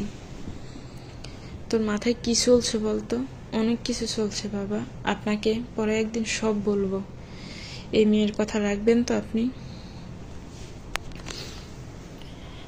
অমিতেশবাবু হাসলেন। পল্লবী বুঝে গেল ওনার মনের কথা। তোকে আমি কেন আমার ছেলের জন্য পছন্দ করেছি জানিস? কেন? আমার ছেলেটা ছোট থেকে একটু বদমেজাজে। আসলে ছোটবেলা থেকে মায়ের শাসন পায়নি তো, বরাবরই দাদা দিদির আদরে মানুষ হয়েছে। আমরা 30 বছরেও পারিনি ওর এই বদমেজাজি স্বভাবটা পাল্টাতে। একদিন অবির কলেজে গিয়েছিলাম, সেখানে হঠাৎই দেখলাম একটা মেয়ে আমার অবির সাথে কিছু একটা বিষয় নিয়ে ঝগড়া করছে। যেখানে আমরা কেউ ওর সাথে কথাই পারি না, সেখানে সেই মেয়েটা এক নাগাড়ে তার সাথে ঝগড়া করছে। সেদিনই বুঝেছিলাম কেউ যদি আমার ছেলেকে ভাগে আনতে পারে একমাত্র সেই মেয়েটাই পারবে। আর সেই মেয়েটা কে জানিস? পল্লবী অবাক হয়ে জিজ্ঞাসা করলো, কে? পল্লবী দত্ত। পল্লবী আরো বিস্মিত হলো। পল্লবী মানে আমি? হ্যাঁ তুই। সেদিন থেকেই তোকে নজরে রেখেছিলাম। একদিন জানতে পারলাম তোর মামা তোর জন্য বিয়ের সম্বন্ধ দেখছেন। আমিও সেই সুযোগটা কাজে লাগিয়ে দিলাম। পল্লবী অবাক হলেও হেসে ফেলল। আপনি এত কিছু? আমি তোকে সময় দিলাম পল্লবী, যেদিন মনে হবে বিয়ের সঠিক সময় এসেছে সেদিনই আমাকে বলবি তুই। আমি অপেক্ষা করব। আপনাকে বেশি অপেক্ষা করাবো না আমি বাবা, নিশ্চিন্তে থাকুন। অমিতেশবাবুর বাড়ির কলিং বেল বেজে উঠল। বাড়িতে এখন কেউ নেই। অনুরিমা শ্বশুর বাড়ি গেছে কদিনের, আবার বিয়ের সময় আসবে, তাই উনি একাই আছেন। মনে হয় অভি এলো। এখন রাখছি, বেস্ট অফ লাক। পল্লবী হাসলো, তারপর ফোনটা কাটলো। অমিতেশবাবু গিয়ে দরজা খুলে দিলেন অভিষেককে। অভিষেক বাড়িতে ঢুকে নিজের ব্যাগটা সোফায় রেখে সোফায় ঠেল দিয়ে বসলো। তুমি দরজা খুললে? দিদিভাই কোথায়? অমিত কোথায়? তো দিদিভাই বাড়ি চলে গেছে, 5 দিন পর ও ব্যাঙ্গালোরে ফিরে যাবে। অভিষেক মাথা তুলে অবাক হয়ে তাকালো অমিতেশবাবুর দিকে। ফিরে যাবে মানে? দিদিভাইয়ের তো আরো 1 মাস থাকার কথা এখানে। অমিতেশবাবু হতাশ হওয়ার অভিনয় করে অভিষেকের মুখোমুখি একটা চেয়ারে বসে পড়লেন। যে জন্য ওরা ছুটি নিয়ে এসেছিল সেটাই যখন হচ্ছে না, তাহলে বেকার এখানে পড়ে থাকবে কেন? মানে? তন্ময়বাবু তোর আর পল্লবীর বিয়েটা ভেঙে দিয়েছেন। পল্লবী তোকে বিয়ে করতে চায় না, এমনটাই জানিয়েছেন উনি। তন্ময়বাবু তোর আর পল্লবীর বিয়েটা ভেঙে দিয়েছেন। পল্লবী তোকে বিয়ে করতে চায় না, এমনটাই জানিয়েছেন উনি। অভিষেক মনে মনে খুশি হলো। ও ভাবেনি পল্লবী সত্যি সত্যি বিয়েটা ভেঙে দেবে। ভেবেছিল পল্লবী হয়তো কথার কথা বলছে, কিন্তু পল্লবী যে কাজটা করে দেখাবে সেটা ভাবেইনি। তবে ও ভীষণ খুশি। তোমাকে আগেই বলেছিলাম বাবা পল্লবীর সাথে আমার সম্বন্ধ করো না। দেখলে তো কিভাবে অপমানিত হতে হলো তোমাকে। যা হওয়ার হয়ে গেছে, এখন আর কিছু ভেবে লাভ নেই। আমি আবার তোর জন্য মেয়ে দেখব। রেহাই দাও বাবা, অনেক হয়েছে। আমার যদি কোনো দিন বিয়ে করতে ইচ্ছে হয় আমি নিজে তোমাকে বলবো, এখন একটু রেহাই দাও। আচ্ছা, তুই যা বলবি। তারপর থেকে কেটে গেছে কয়েকটা দিন। সরস্বতী পুজোর জন্য 3 দিন কলেজ ছুটি ছিল। আজ 3 দিন পর পল্লবী কলেজ এসেছে অ্যাসাইনমেন্ট জমা দিতে। 1 মাস পর থেকে ওদের ফাইনাল পরীক্ষা শুরু হবে। এই 3 দিন পল্লবী আর অভিষেকের মধ্যে কোনো যোগাযোগ হয়নি। এমনকি কলেজে পল্লবী যতবারই অভিষেকের মুখোমুখি হয়েছে ততবারই ওকে এড়িয়ে ফাঁস কাটিয়ে চলে গেছে। 2টো বেঞ্চ দখল করে বসে আছে ওদের গ্রুপটা। কিছু একটা নিয়ে খুব হাসি ঠাট্টা চলছে ওদের মধ্যে। তখনই অভিষেক ক্লাসে ঢোকে। খেয়াল করেনি ওরা কেউ সেটা। সাইলেন্স। অভিষেকের আওয়াজ পেয়ে সবাই স্বাভাবিক হয়ে বসলো। অভিষেক সবার উদ্দেশ্যে বলল, রোল নম্বর অনুযায়ী সবাই অ্যাসাইনমেন্ট জমা দিয়ে যা। একে একে সবাই অ্যাসাইনমেন্ট জমা দিয়ে নির্দিষ্ট জায়গায় সাইন করলো। পল্লবীর পালা যখন এলো তখন অভিষেকের দিকে একবারও তাকায়নি। অভিষেক এতে অবাক হয়েছে খুব। তবে এটা নিয়ে বেশি না ভেবে নিজের কাজ শেষ করে ক্লাস থেকে বেরিয়ে গেল। পল্লবী বোতল নিয়ে বেরিয়েছে জল ভরার উদ্দেশ্যে। ডিপার্টমেন্ট থেকে বেরোতে যাবে তখনই কিছু একটাতে ফাঁ লেগে হোঁচট খেয়ে পড়ে যেতে নেয় পল্লবী। কিন্তু 2টো পুরুষালী হাত তাকে ধরে নেয়। ভয়ে চোখ বন্ধ করে ফেলেছে পল্লবী। ভয় পেও না পল্লবী, তুমি পড়ে যাওয়ার আগে আমি তোমাকে ধরে নিয়েছি, চোখ খোলো। পল্লবী চোখ খুলে সামনে এক সিনিয়র দাদাকে দেখতে পেল। এখনও তার বাহুডোরে আবদ্ধ। খেয়াল হতেও সোজা হয়ে দাঁড়িয়ে নিজের চুল ঠিক করে নিল। থ্যাংক ইউ সবিকদা, তুমি না থাকলে আমি পড়েই যেতাম। সবিক 3য় বর্ষের ছাত্র, খুব মেধাবী একজন ছাত্র। মুচকি হাসলো সবিক। আমি থাকতে তোমাকে কোনোদিনও পড়তেই দেব না। পল্লবী সৌভিকের কথার মানে বুঝতে পারল না, তাই ব্রু কুচকে প্রশ্ন করেই বসলো, মানে? সৌভিক হেসে কথাটা এড়িয়ে গেল। কিছু না, সাবধানে চলাফেরা করবে। কোথায় যাচ্ছিলে এখন? পল্লবী খালি বোতলটা ধরল সৌভিকের সামনে। জল ভরতে দাও, আমি এনে দিচ্ছি, তুমি ক্লাসে চলে যাও। না না সৌভিকদা। আর তার কোনো কথাটা শেষ করতে দিল না সৌভিক পল্লবীকে। তার আগে ওর হাত থেকে বোতলটা নিয়ে নিল। আমি এনে দিচ্ছি। পল্লবী দুদিকে মাথা নাড়িয়ে নিজের ক্লাসের দিকে চলে যায়। গেটে ঢুকতে যাবে এমন সময় পিছন থেকে একটা কথা শুনে দাঁড়িয়ে যায় ও। বিয়ে ভাঙার মূল কারণটা কি এটা? পল্লবী পিছন ঘুরে অভিষেককে দেখে চমকে ওঠে। অফিস রুমে জানালা দিয়ে পুরো ঘটনাটাই অভিষেক লক্ষ্য করেছে। মানে সবিকের জন্যই কি বিয়েটা ভেঙেছিস তুই? পল্লবী চারপাশটা দেখল। ক্লাসের মধ্যে কয়েকজন ওদের দিকে তাকিয়ে আছে। এসব বিষয়ে কথা বলার জায়গা নিশ্চয়ই এটা নয় স্যার। সবাই দেখছে। আপনার যদি কিছু জানার থাকে আমার বাড়িতে আসবেন। অভিষেককে আর কিছু বলতে না দিয়ে পল্লবী গটগট করে হেঁটে ক্লাসের ভিতর ঢুকে গেল। অভিষেকও রাগে গজগজ করতে করতে অফিস রুমে চলে গেল। পল্লবী কলেজ থেকে ফিরে পড়তে বসেছে, কারণ 2 সপ্তাহ পর তার পরীক্ষা। এমন সময় পিয়ালি গুনগুন করে গান করতে করতে পল্লবীর কাছে আসে। শপিংয়ে যাবি দিদি? আমার কাছে পয়সা নেই। আমার কাছে আছে। পল্লবী ছেড়ে উঠে দাঁড়িয়ে পিয়ালির মুখোমুখি দাঁড়ায়। তুই পয়সা কোথায় পেলি রে? এখন তোর স্কুলও বন্ধ, তাই পকেট মানিও বন্ধ। তাহলে তুই পয়সাটা পাচ্ছিস কোথায়?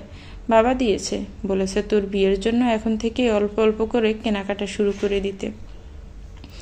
বিয়ে তো দেরি আছে। থাক না দেরি, বাবার আর্থিক অবস্থা তো তেমন ভালো নাই, তাই যখনই টাকা জমবে বাবা বলেছে তোর জন্য শপিং করে নিতে। শাড়ির সেকশনে ঘুরে ঘুরে শাড়ি দেখছে পিয়ালি। আর পল্লবী খুব বিরক্ত হচ্ছে। এই শাড়ি জিনিসটা একদম পছন্দ নয় ওর। যতবারই শাড়ি পরেছে ততবারই কিছু না কিছু একটা ঘটেছে, তাই শাড়ি দেখলেই এখন ওর বিরক্ত লাগে। দেখ তো দিদি, এই শাড়িটা কেমন লাগছে? ইয়েলোটা কিন্তু গায়ে হলুদের সময় পরলে তোকে খুব সুন্দর লাগবে। বিয়েতে শাড়ি পরতেই হবে। পল্লবীর কথায় দোকানদারটা হেসে উঠল। পল্লবী অপ্রস্তুতিতে পড়ে গেল। হাসছেন কেন আপনি? তোমার বিয়ে বুঝি? পল্লবী মাথা নাড়িয়ে হ্যাঁ বলল। তাই দেখে দোকানদার বলল, তা মা, বিয়েতে শাড়ি না পরলে কিভাবে বিয়ে হবে? কথায় আছে শাড়িতেই নারী। তাহলে তোমার শাড়ি এত অপছন্দ কেন? কাকু, আপনি এই শাড়িটাই দিয়ে দিন। দোকানদারের সাথে কথা বাড়াতে চায় না পল্লবী, তাই কায়দা করে কথা ঘুরিয়ে শাড়িটা নিয়ে ওখান থেকে বেরিয়ে এলো। বেরোতে মুখোমুখি হয় ওরা অভিষেকের সাথে। অভিষেককে দেখেই পিয়েলি লাফিয়ে ওঠে, আরে জিজু তুমি! জিজু ডাকটা শুনে অভিষেক কেসে উঠল। পল্লবী পিয়েলির মাথায় একটা গাঁটটা মারল। পিয়েলি আমতা আমতা করে বলল, সরি জি, সরি, আমার খেয়াল ছিল না যে তোমাদের বিয়েটা আর হবে না। It's okay. অভিষেক পল্লবীর দিকে একবার আর চোখে তাকালো, তবে পল্লবী একবারের জন্য তাকায়নি অভিষেকের দিকে। ফাঁকিবাজ স্টুডেন্ট, কদিন পর থেকে ইন্টারনাল এক্সাম, তারপর ফাইনাল এক্সাম, আরও লাফাতে লাফাতে শপিং করতে চলে এসেছে। পল্লবী রাগী চোখে অভিষেকের দিকে তাকালো, কিন্তু কোনো প্রত্যুত্তর করল না। আমাদের দেরি হচ্ছে প্রিয়া, এখান থেকে চল। তোমার দিদি তার টিচারের সঙ্গে কিভাবে কথা বলতে হয় হয়তো ভুলে গেছে। পল্লবী তেতে উঠল অভিষেকের কথায়। আমার টিচারও আমাকে ডিরেক্টলি কোনো কথা বলেনি, তাই আমারও নিশ্চয় দায় নেই তার সঙ্গে কথা বলার। আরে পল্লবী, অভিষেক স্যার, আপনারা দুজনে এখানে কি করছেন? একটা পুরুষালী কণ্ঠ পেয়ে ওরা সবাই সেদিকে তাকালো। সৌভিককে দেখে অবাক হলো পল্লবী, তবে অভিষেকের রাগ হলো। তার কারণ অবশ্য তার অজানা, তবুও সে মুখে হাসি বজায় রাখলো। সৌভিক, তুমি এখানে? মাকে নিয়ে শপিংয়ে এসেছিলাম, পল্লবীকে নিচে থেকে দেখে এখানে এলাম। এসে দেখি আপনিও আছেন, আপনারা কি একসঙ্গে? সৌভিকের কথা শেষ হওয়ার আগে দুজনে না না বলে চেঁচিয়ে ওঠে। কয়েক সেকেন্ডের জন্য একে অপরের দিকে তাকিয়ে আবার মুখ ঘুরিয়ে নেয়। আমি আমার বোনের সাথে এসেছি। উনি কেন এসেছেন জানি না। সামনের সপ্তাহে আমাদের ডিপার্টমেন্টে বসন্ত উৎসব পালন করা হবে, তার জন্যই কিছু কেনাকাটা করতে এসেছিলাম আমি। তবে তোদের দুজনকে আজকে একসঙ্গে দেখব ভাবিনি। যাই হোক, তোরা শপিং কর, আমি আসি। অভিষেক ওদের দুজনকে বিদায় জানিয়ে চলে গেল ওখান থেকে। অভিষেক চলে যেতে সৌভিক পল্লবীর মুখোমুখি এসে দাঁড়ালো। তোমাকে আমার কিছু বলার আছে পল্লবী। পল্লবী ব্রু কুঁচকে তাকালো। কি সৌভিকদা? কাল বলবো। আমাদের কলেজের পাশের ক্যাফেতে আসতে পারবে কাল? সামনে আমাদের ইন্টারনাল এক্সাম, তাই কটা দিন কলেজ যাব না। আমি গাড়ি পাঠিয়ে দেব, প্লিজ পল্লবী। সময় বেশি নেব না আমি। আচ্ছা ঠিক আছে, আসবো। দূর থেকে দাঁড়িয়ে সবটা শুনল অভিষেক। চলেই যাচ্ছিল, কিন্তু সৌভিকের কথা শোনার আগ্রহটা দমাতে পারেনি ও। কিছু তো একটা চলছে এদের দুজনের মধ্যে, যার জন্য আমাকে রিজেক্ট করেছে পল্লবী। কথাটা বলে কপালে হাত দেয় অভিষেক। ও তো নিজেই চেয়েছিল বিয়েটা ভাঙতে, তাহলে পল্লবী যখন বিয়েটা ভেঙেই দিয়েছে তখন মেনে নিতে পারছে না কেন? অপমানিত হয়েছে বলে, নাকি অন্য কিছু? বিয়েটা ভেঙে তুই আমাকে অপমান করেছিস পল্লবী। আমার বাবা কষ্ট পেয়েছেন, আমাকে জানতেই হবে তুই আমার মনের মতো হতে পারবি না বলে বিয়ে ভেঙেছিস, নাকি এটাকে অজুহাত বানিয়ে অন্য কোনো কারণে বিয়েটা ভেঙেছিস। কলেজের ঠিক সামান্য দূরত্বেই রয়েছে একটা 4 তলা বিল্ডিং, যার 2য় তলাটা আজ সজ্জিত হয়েছে অনেক রকম আলো দিয়ে। সুচিত্রা ক্যাফে, যেটা আজ সন্ধ্যার জন্য ভাড়া নিয়েছে সৌভিক মজুমদার। পল্লবী এখনো আসেনি, তাই সৌভিক বন্ধু মহলের সঙ্গে বসে বসে আড্ডা দিচ্ছে। এখনো তো মেয়েটা এলো না রে, তোর কি মনে হয় আসবে? সৌভিক একটা রহস্যজনক হাসি দিল। ওকে তো আসতেই হবে, না হলে যে আমাদের সব প্ল্যান মাঠে মারা যাবে। কিন্তু দেখ, 7টা তো বাঁচতে গেল, কিন্তু এখনো এলো না। নিশাকে পাঠিয়েছি তো, মনে হয় রাস্তায় জ্যাম আছে। ওই দেখ, পল্লবী এসে গেছে। সৌভিক দরজার দিকে ঘুরতেই দেখলো কালো রঙের চুড়িদার পরে হাতে একটা বক্স হাতে দাঁড়িয়ে আছে পল্লবী। সৌভিক ছুটে ওর কাছে গেল। এত দেরি হলো? মামা মামি বাড়িতে ছিল না, আর বোনটাকে একা রেখে আসতেও সাহস পাচ্ছিলাম না, তাই মামা মামি আসতে তারপর এলাম। এসো, ভিতরে এসো। সৌভিক ভিতরে ঢুকতে গেলে পল্লবী ওকে ডাকে, সৌভিকদা। সৌভিক পল্লবীর দিকে ঘুরে দাঁড়ায়। কিছু বলবে? পল্লবী নিজের হাতে থাকা বক্সটা সৌভিকের হাতে দেয়। Happy birthday সৌভিকদা।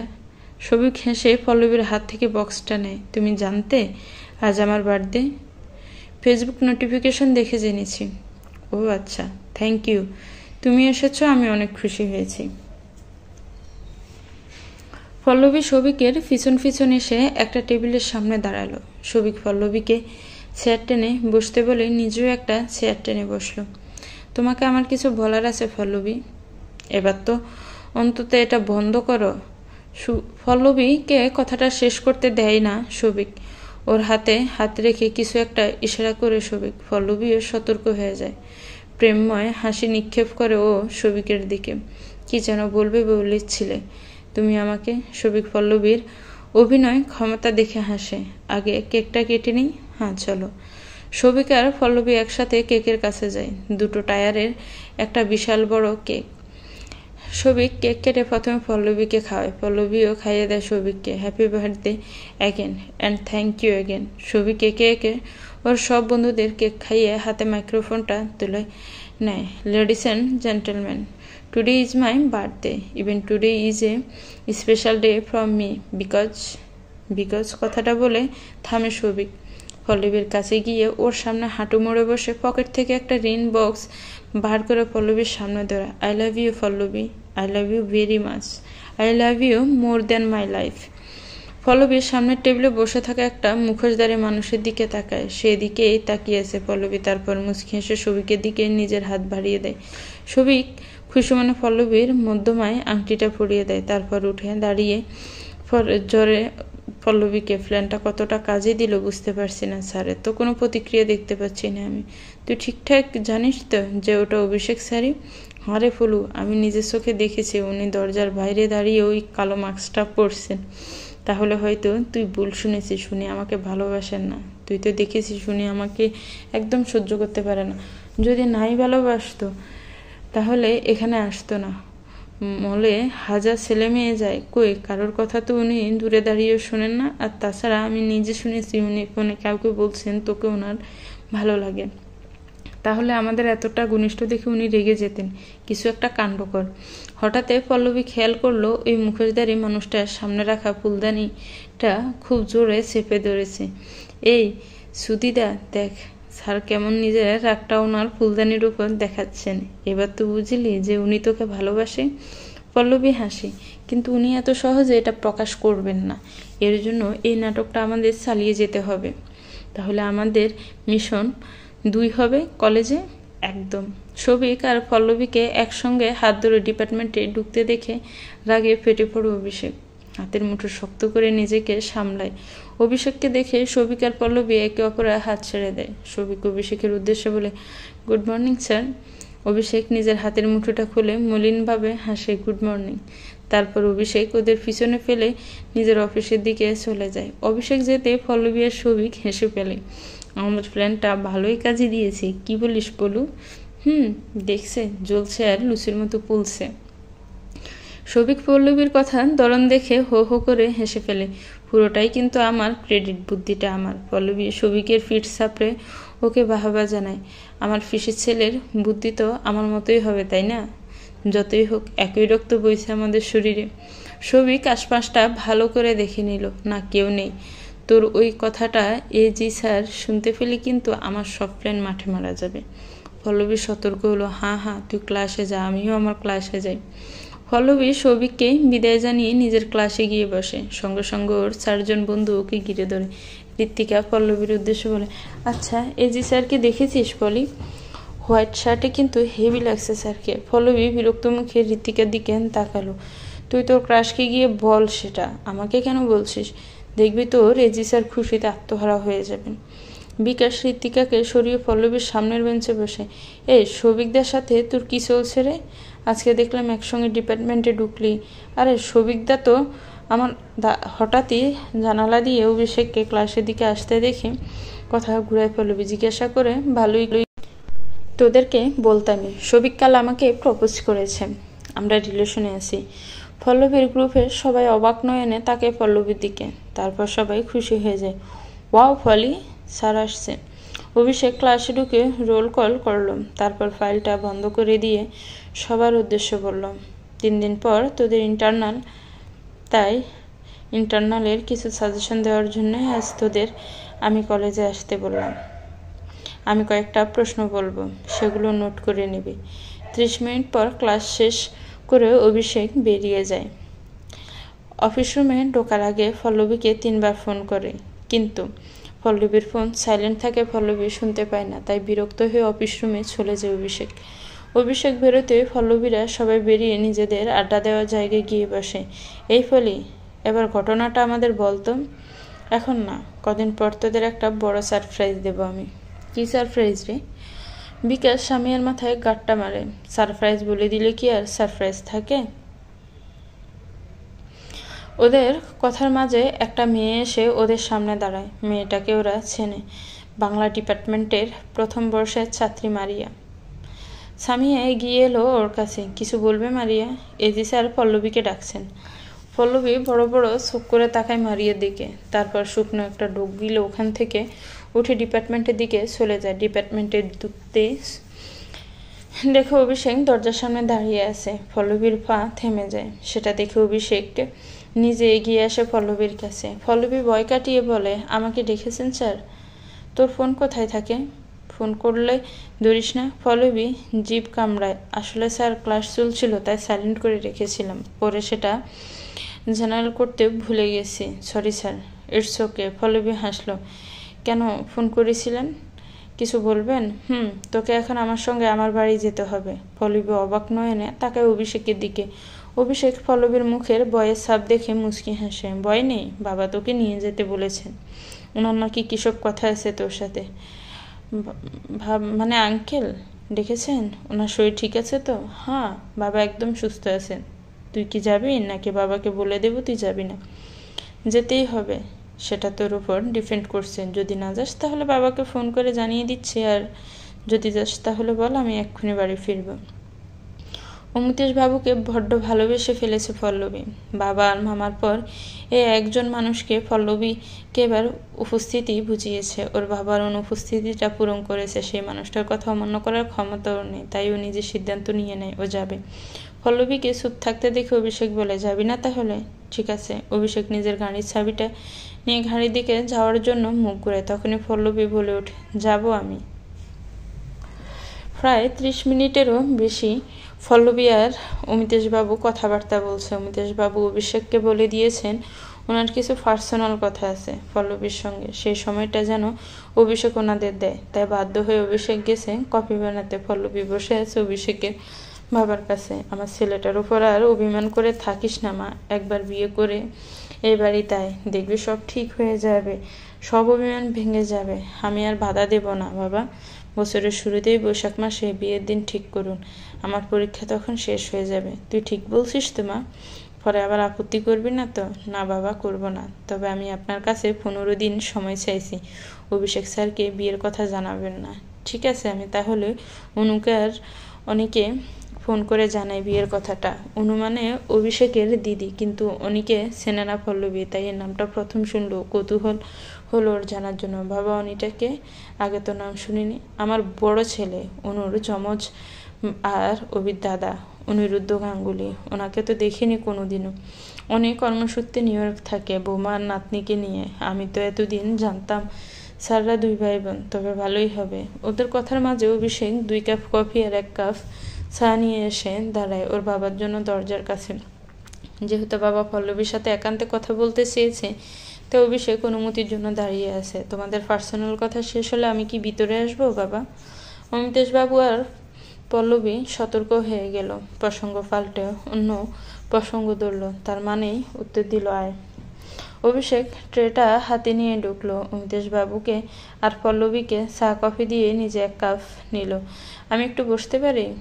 আমার কিছু কথা আছে তোমার সঙ্গে বাবা।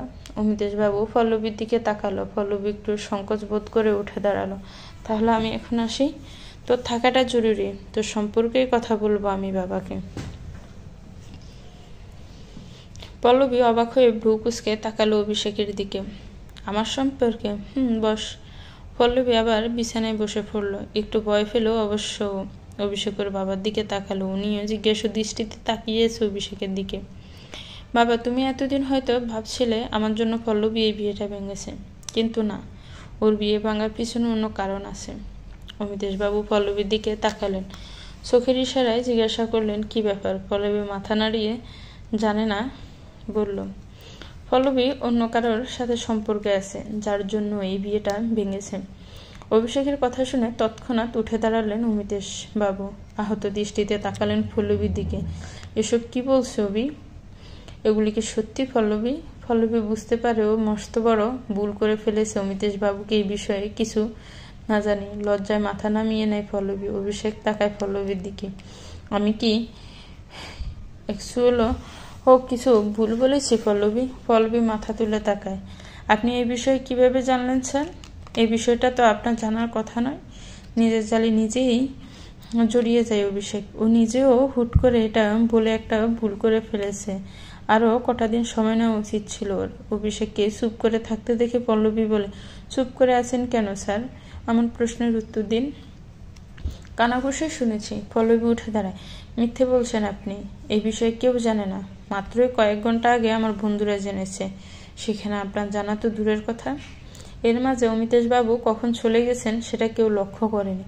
উনি ওনার ছেলে বৌমাকে একে অপরের সঙ্গে বোঝাপড়া করার জন্য একটু স্পেস দিতে চেয়েছিলেন। এখন বোঝাপড়াটা খুব জরুরি, তাই উনি বেরিয়ে গেলেন। তারপর অভিষেকও উঠে দাঁড়ালো। আমতা করে বলল, টিচারের সঙ্গে কিভাবে কথা বলতে হয় ভুলে গেছিস? বেয়াদব মেয়ে, একদম উঁচু গলায় কথা বলবি না। পল্লবীও চুপ করে থাকার মেয়ে নয়। অভিষেকের একদম কাছে এসে দাঁড়ালো। নিজের আঙ্গুল উঁচিয়ে অভিষেককে বলল, এখন আমরা কলেজের বাইরে আছি। এখানে আমি আপনার স্টুডেন্টও নই, আর আপনি আমার টিচার নন। আপনি তো আমায় বিয়ে করবেন না বলেই দিয়েছেন। তাহলে আমি যার সাথে ইচ্ছে প্রেম করি না কেন, তাতে আপনার কি? অভিষেক পল্লবীর আঙ্গুলটা চেপে ধরল। আমি তোকে একবারও বলিনি বিয়ে করব না। আমি শুধু বলেছি তোকে আমার মতো হতে, আর সেই জন্য তুই বিয়ে ভেঙেছিস। আমি আপনার জন্য কেন নিজেকে পাল্টাবো স্যার? আপনি আমায় ভালোবাসেন না তো? তাহলে নিজেকে পাল্টা আমি কি পাবো? আপনার দেওয়া শাখার সিঁদুর? শুধু শাখা সিঁদুরের জন্য কেউ নিজের বাড়ি ছেড়ে অচেনা একটা জায়গায় আসে না স্যার। যেখানে তাকে বোঝার মতো কেউ নেই, সেখানে সে আসবে কার ভরসায় স্যার? অভিষেক থতমত খেয়ে গেল। পল্লবীর যুক্তির কাছে সে নত স্বীকার করতে বাধ্য, কারণ পল্লবী একদম ঠিক কথাই বলেছে। পল্লবীর দুই বাহু ধরল অভিষেক। দেখ পল্লবী, তুই আমায় ভুল বুঝছিস। আমি তো শুধু চেয়েছিলাম তুই পড়াশোনাটা কর মন দিয়ে, নিজেকে একটু সময় দে পড়াশোনার জন্য, এছাড়া আর কিছুই নয়। আমি তোকে নিজের সত্তাকে চেঞ্জ করতে বলিনি। পল্লবী অভিষেকের হাতগুলো নিজের দু হাতে দিয়ে সরিয়ে দিল। আমাদের বিয়ের তারিখ যেদিন ঠিক করা হলো, সেদিন থেকে আমি এই বিয়েটা নিয়ে অনেক স্বপ্ন দেখতে শুরু করেছিলাম স্যার, কিন্তু আপনি সেটা মুহূর্তে শেষ করে দিলেন। পল্লবী চোখ দিয়ে দুফোঁটা অশ্রু গড়িয়ে পড়ল। তা দেখে ব্যস্ত হয়ে উঠল অভিষেক। পল্লবী চোখের হাত দিতে গেলে পল্লবী হাতটা ধরল অভিষেকের। ছোবেন না আপনি আমাকে। যাকে ভালোবাসেন তাকে কষ্ট দিতে পারা আপনার তো ভালোই লাগে, তাহলে আপনার চোখের জল মুছছেন কেন? অভিষেক চমকে উঠল পল্লবীর কথা শুনে। ভালোবাসি তোকে আমি? কে বললো কথাটা তোকে? তাহলে কেন গিয়েছিলেন সেদিন ক্যাফেতে মুখোশ পরে? কেন আমার আর সবিকদার কথা শোনার জন্য শপিং মলে দাঁড়িয়েছিলেন? কেন আজ সকালে আমাকে আর সবিকদাকে একসঙ্গে দেখে আপনার হাতের মুঠো শক্ত হয়ে গিয়েছিল? কেন কেন বলুন? ঠোঁটে একটা ছড়া হাসি খেলে গেল অভিষেকের, কিন্তু কয়েক সেকেন্ডে আবার হাসিটা নিভে গেল। এতই যখন বুঝিস, তাহলে কেন সবিকের সঙ্গে সম্পর্কে জড়ালি? কেন ফিরিয়ে দিলি না সবিকের প্রপোজাল? একটা তাচ্ছিলের হাসি দিয়ে উপহাস করল পল্লবী অভিষেককে। জানেন তো স্যার, সময়ের জিনিস সময়ে করতে হয়। সময় ফুরিয়ে গেলে হাজার চাইলেও আর কিছু ফিরিয়ে পাওয়া যাবে না। আমার একটা কালো অতীত আছে পল্লবী, যার জন্য আমি সময়ের জিনিস সময়ে করতে পারিনি। অবাক হলো পল্লবী। অভিষেকের কোনো অতীতের কথা তো ওর বাবা ওকে বলেননি। কোন অতীত আড়াল করছেন অমিতেশবাবু? অতীত? অভিষেক ঘরের মধ্যে চোখ বুলালো। এতক্ষণে ওর খেয়াল হলো অমিতেশবাবু নেই। মনে মনে হাসলো। পল্লবীর কাছ থেকে গিয়ে জানলার গ্রিল ধরে দাঁড়ালো অভিষেক। আজ থেকে 7 বছর আগে মাস্টার্স করার জন্য ত্রিপুরা গিয়েছিলাম আমি। সেখানে পরিচয় হয়েছিল আলিশার সাথে। সে ছিল খ্রিস্টান। ধীরে ধীরে আমাদের মধ্যে একটা প্রেমের সম্পর্ক তৈরি হয়। আমাদের ধর্ম আলাদা, তাই বাড়িতে বলার সাহস পায়নি। একদিন শুনলাম আলিশার বাড়ি থেকে বিয়ের জন্য ছাড় দিচ্ছে। ও তখন আমাকে বলে ওকে বিয়ে করার জন্য, কিন্তু তখন ওই বেকার, আমি ওকে বিয়ে করতে রাজি হইনি। অভিষেক কিছুটা বলে থামলো। পল্লবীর বেশ কৌতূহল হলো। সে দীর্ঘায় অভিষেকের পাশে এসে দাঁড়ালো। তারপর কি হলো? ওর অনেক জোরাজুরিতে আমরা আইনি মতে বিয়েটা সেরে ফেলি, কিন্তু কেউ কারোর পরিবারকে জানায়নি। আমরা আর 5টা স্বামী স্ত্রীর মতোই জীবনযাপন শুরু করলাম। কিন্তু বিয়ের 6 মাস পর আলিশার বাড়িতে সবটা জানাজানি হয়ে যায়। ওকে নিয়ে চলে যায় ওখান থেকে। তারপর ওর বাড়ি হায়দ্রাবাদে গিয়েছিলাম আমি। কিন্তু কোনো খবর পাইনি। অনেক খুঁজেছিলাম কিন্তু ঠিকানা পাইনি। বাধ্য হয়ে ফিরে আসি কলকাতায়। আহত দৃষ্টিতে তাকালো পল্লবী অভিষেকের দিকে। আপনি বিবাহিত? আঙ্কেল জানেন এটা? না, বাবা কোনো কেউই জানে না এটা। তাহলে আমার জন্য আর পাত্রী খুঁজতে যেতেন না? বুক কেঁপে উঠল পল্লবী। ছাপা কান্নাটা গিলে নিল। কাঁপা কাঁপা কণ্ঠে বলল, তাহলে আপনি আলিশা ম্যাম এখন কোথায়? মেনে নিয়েছেন ওনার পরিবারের লোক আপনাকে? অভিষেক একটা দীর্ঘশ্বাস ফেলল। আলিশা আর এই পৃথিবীতে নেই পল্লবী। 5 মাসের অন্তঃসত্ত্বা অবস্থায় আত্মহত্যা করেও। প্রেগনেন্ট? হ্যাঁ, আমার সন্তানের মা হতে যাচ্ছিল, কিন্তু আমাকে হারিয়ে ফেলার কষ্ট সহ্য করতে না পেরে বেবি সহ আত্মহত্যা করেও। এই খবরটা আমি পেয়েছিলাম ওর একটা ফ্রেন্ডের কাছ থেকে। সব ঠিকঠাক থাকলে এখন আমাদের বেবির বয়স 5 বছর হতো। আপনার কষ্ট হয় না? অভিষেক ঘুরে পল্লবীর মুখোমুখি দাঁড়ালো। যারা চলে গেছেন তারা তো আর কখনো ফিরে আসবে না। তাদেরকে স্মৃতিতে রেখে নতুনভাবে জীবন শুরু করতে হবে। পেরেছেন কি নতুনভাবে সবটা শুরু করতে? সবটা পারিনি। তুই রাজি থাকলে সবটা ফিরে যাব। পল্লবী ব্রুকুসকে তাকালো। মানে? অভিষেক হাসলো। আমার পিছনে গোয়েন্দা লাগিয়ে সবই তো জেনে নিয়েছিস। এই মানেটা বোঝানোর জন্য কি সেই সবিক গোয়েন্দাকে আনতে হবে? পল্লবী ব্রুকুসকে তাকালো অভিষেকের দিকে। অভিষেকের কথার মানে বুঝতে পারল না। বাংলা সাহিত্যের শিক্ষক বলে সবসময় হেয়ালি করে কথা বলতে হবে? নিজের জীবনটাকেও কি ওই বাংলা সাহিত্যের মতো বোরিং করে তুলবেন নাকি? যা বলার সোজাসুজি বলুন। দূরের বনে ডাকছে কুহু, মনের কোণে বসন্তের সুরো, অন্তর্জুড়ে প্রেমের শোক, দুই হৃদয়ের মিলন হোক। মানুষ, আপন মানুষ বড্ড কাছে, হৃদয় ফুরছে বিরহের আছে। পুলকিতা পল্লবীর মাথায় হাত দিয়ে বসে পড়ল। শব্দগুলো কঠিন নয়, বুঝতে পেরেছ? এরকম কবিতা তবেও আগে শোনেনি। কোনো কবির লেখা এই কবিতাটি? পল্লবীর প্রশ্ন অভিষেকের নাকমুখ কুঁচকে উঠল। অভিষেক গাঙ্গুলি। পল্লবী বড় বড় চোখ করে তাকায় অভিষেকের দিকে।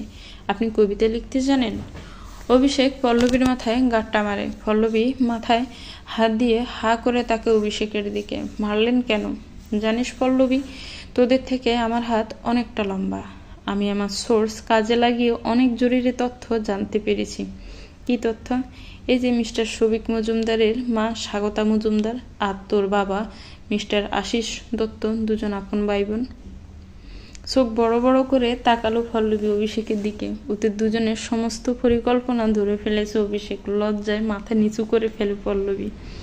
এই একটু আগে এই ইনফরমেশনটা পেলাম আমি, তাও আবার তোর মামির কাছ থেকে। মামির সাথে আপনার কখন দেখা হলো? ফোনে কথা হয়েছে।